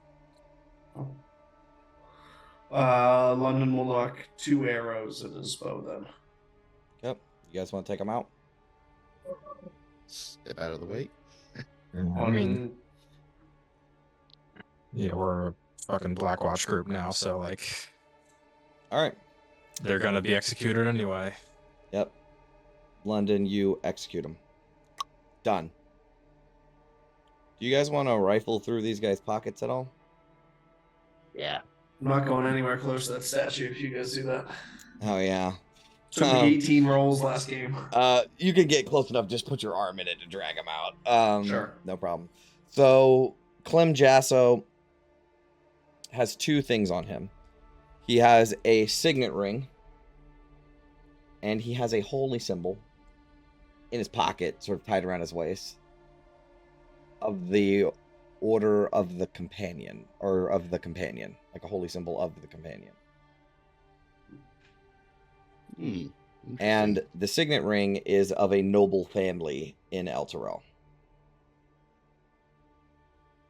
Is it the Theon Hunes? No, it is the Jasso family.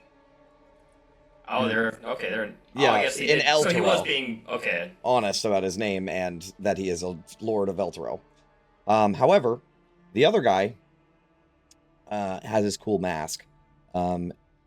He doesn't really have anything important on him other than like his dagger and stuff like that. He also has a signet ring. This man, you will come to find out, is he has a name, Valkyries Pindeves of the Pindeves Patriarch family of Baldur's Gate. That's a really hard one to get the spelling Yeah, of. could you say that one more time? Valkyries Pindeves. I'll just send it. I could send Clem Jasso too, actually. Oh wow, way off.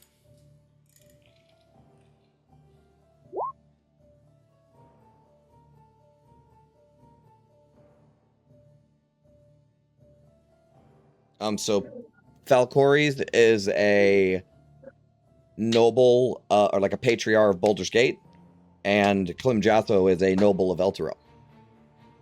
So it seems both of these dudes are like nobility.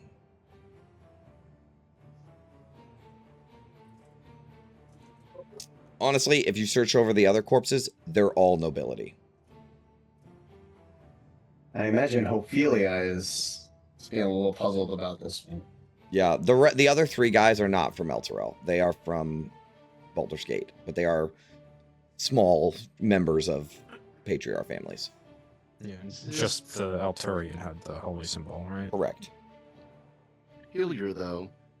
The ability of Eltrell don't really intermingle much with Baldur's Gate. Or they didn't, until...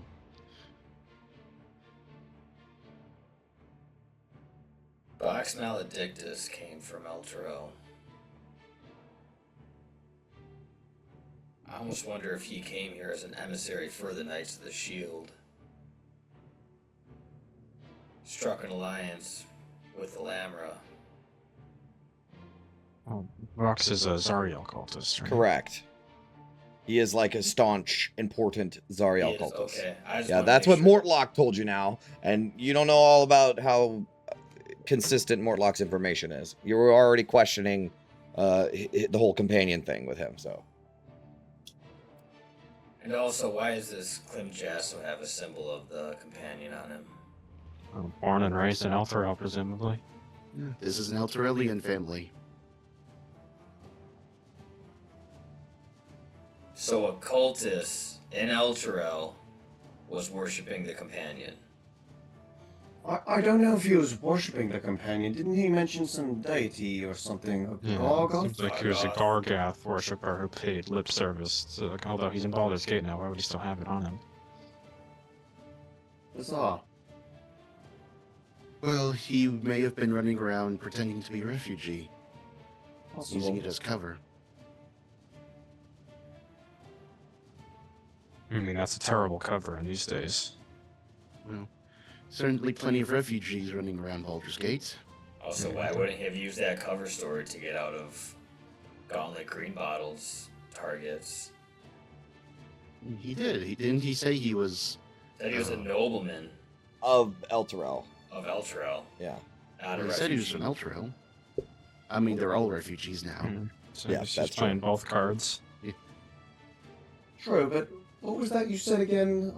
It was some while ago, Tannis, but you said the companion could have been some ticking time bomb.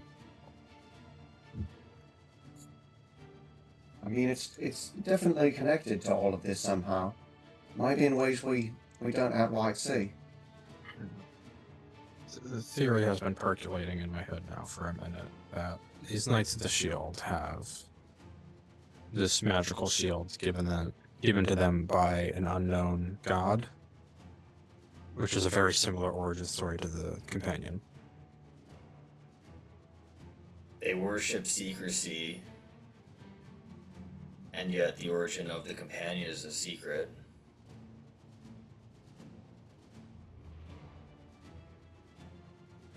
Perhaps it's not unknown to everyone. More investigation is required.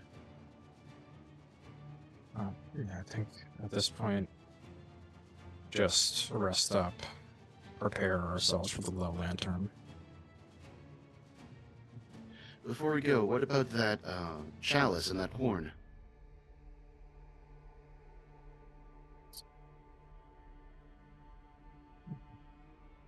Are they magical? Mm-mm. Certainly not going to leave them down here for any scavengers to get their hands on. August, make a religion check for me. Might can help you out a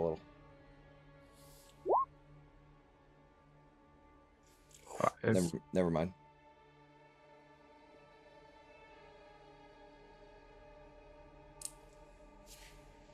All right, so the plan is head back to the Eastway, rest up, which is basically like continue your long rest that you've been using your effects of already, right? Because we sort of only got 2 hours of sleep, technically. So I've been letting a lot slide.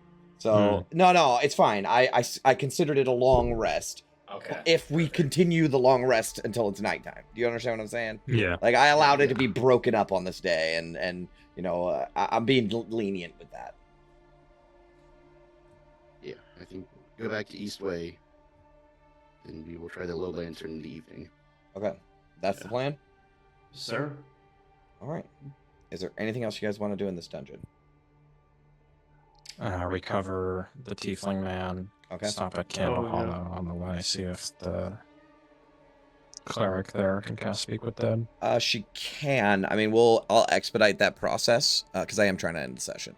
Let me do something real quick. Okay. And then let me find him.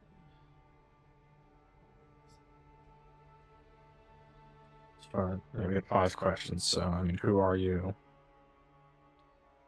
Why were you captured?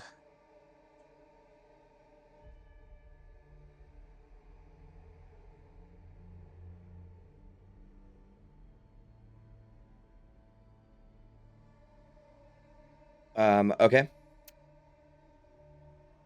I'm just gonna give you what. Okay, first of all, it costs 10 gold to.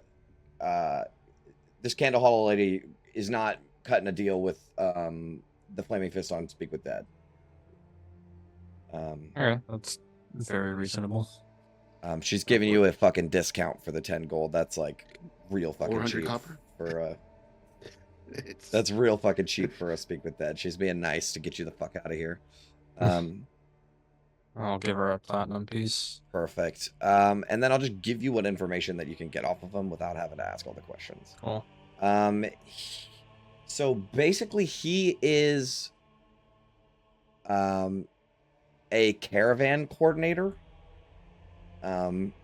employed by the Pindev family.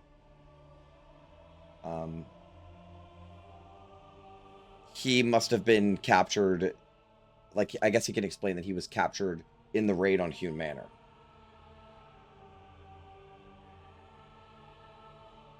He was there because his master, like,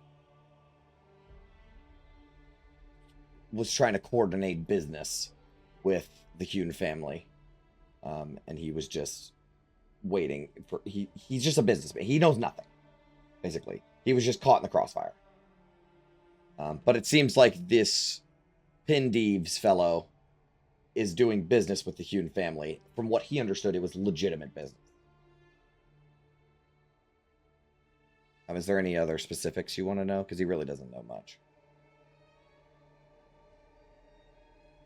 Unless there's anything significant he overheard during his capture. He unfortunately passed pretty quickly from the wounds. There was nothing significant that he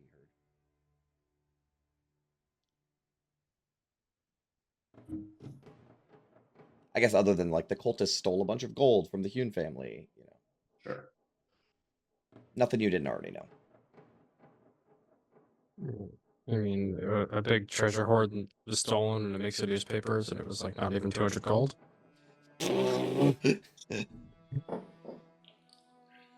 It's really that this patriarch girl was kidnapped. Right? Yeah. Okay. Is that it for that encounter? Yeah. Okay. Then you guys can return to the Eastway Fist Station and rest up. And we will continue with the Low Lantern, right? That's what I am under the impression of. Alrighty then. That being the case, we can end the session for tonight. And we'll do my outro. Thank you so much, everyone out there who is watching. We will see you on the next dive into the Descent. Stay sharp and farewell, adventurers. farewell, adventurers. Farewell. Farewell. Bye. Thanks, Bye, guys. Bye, Nate.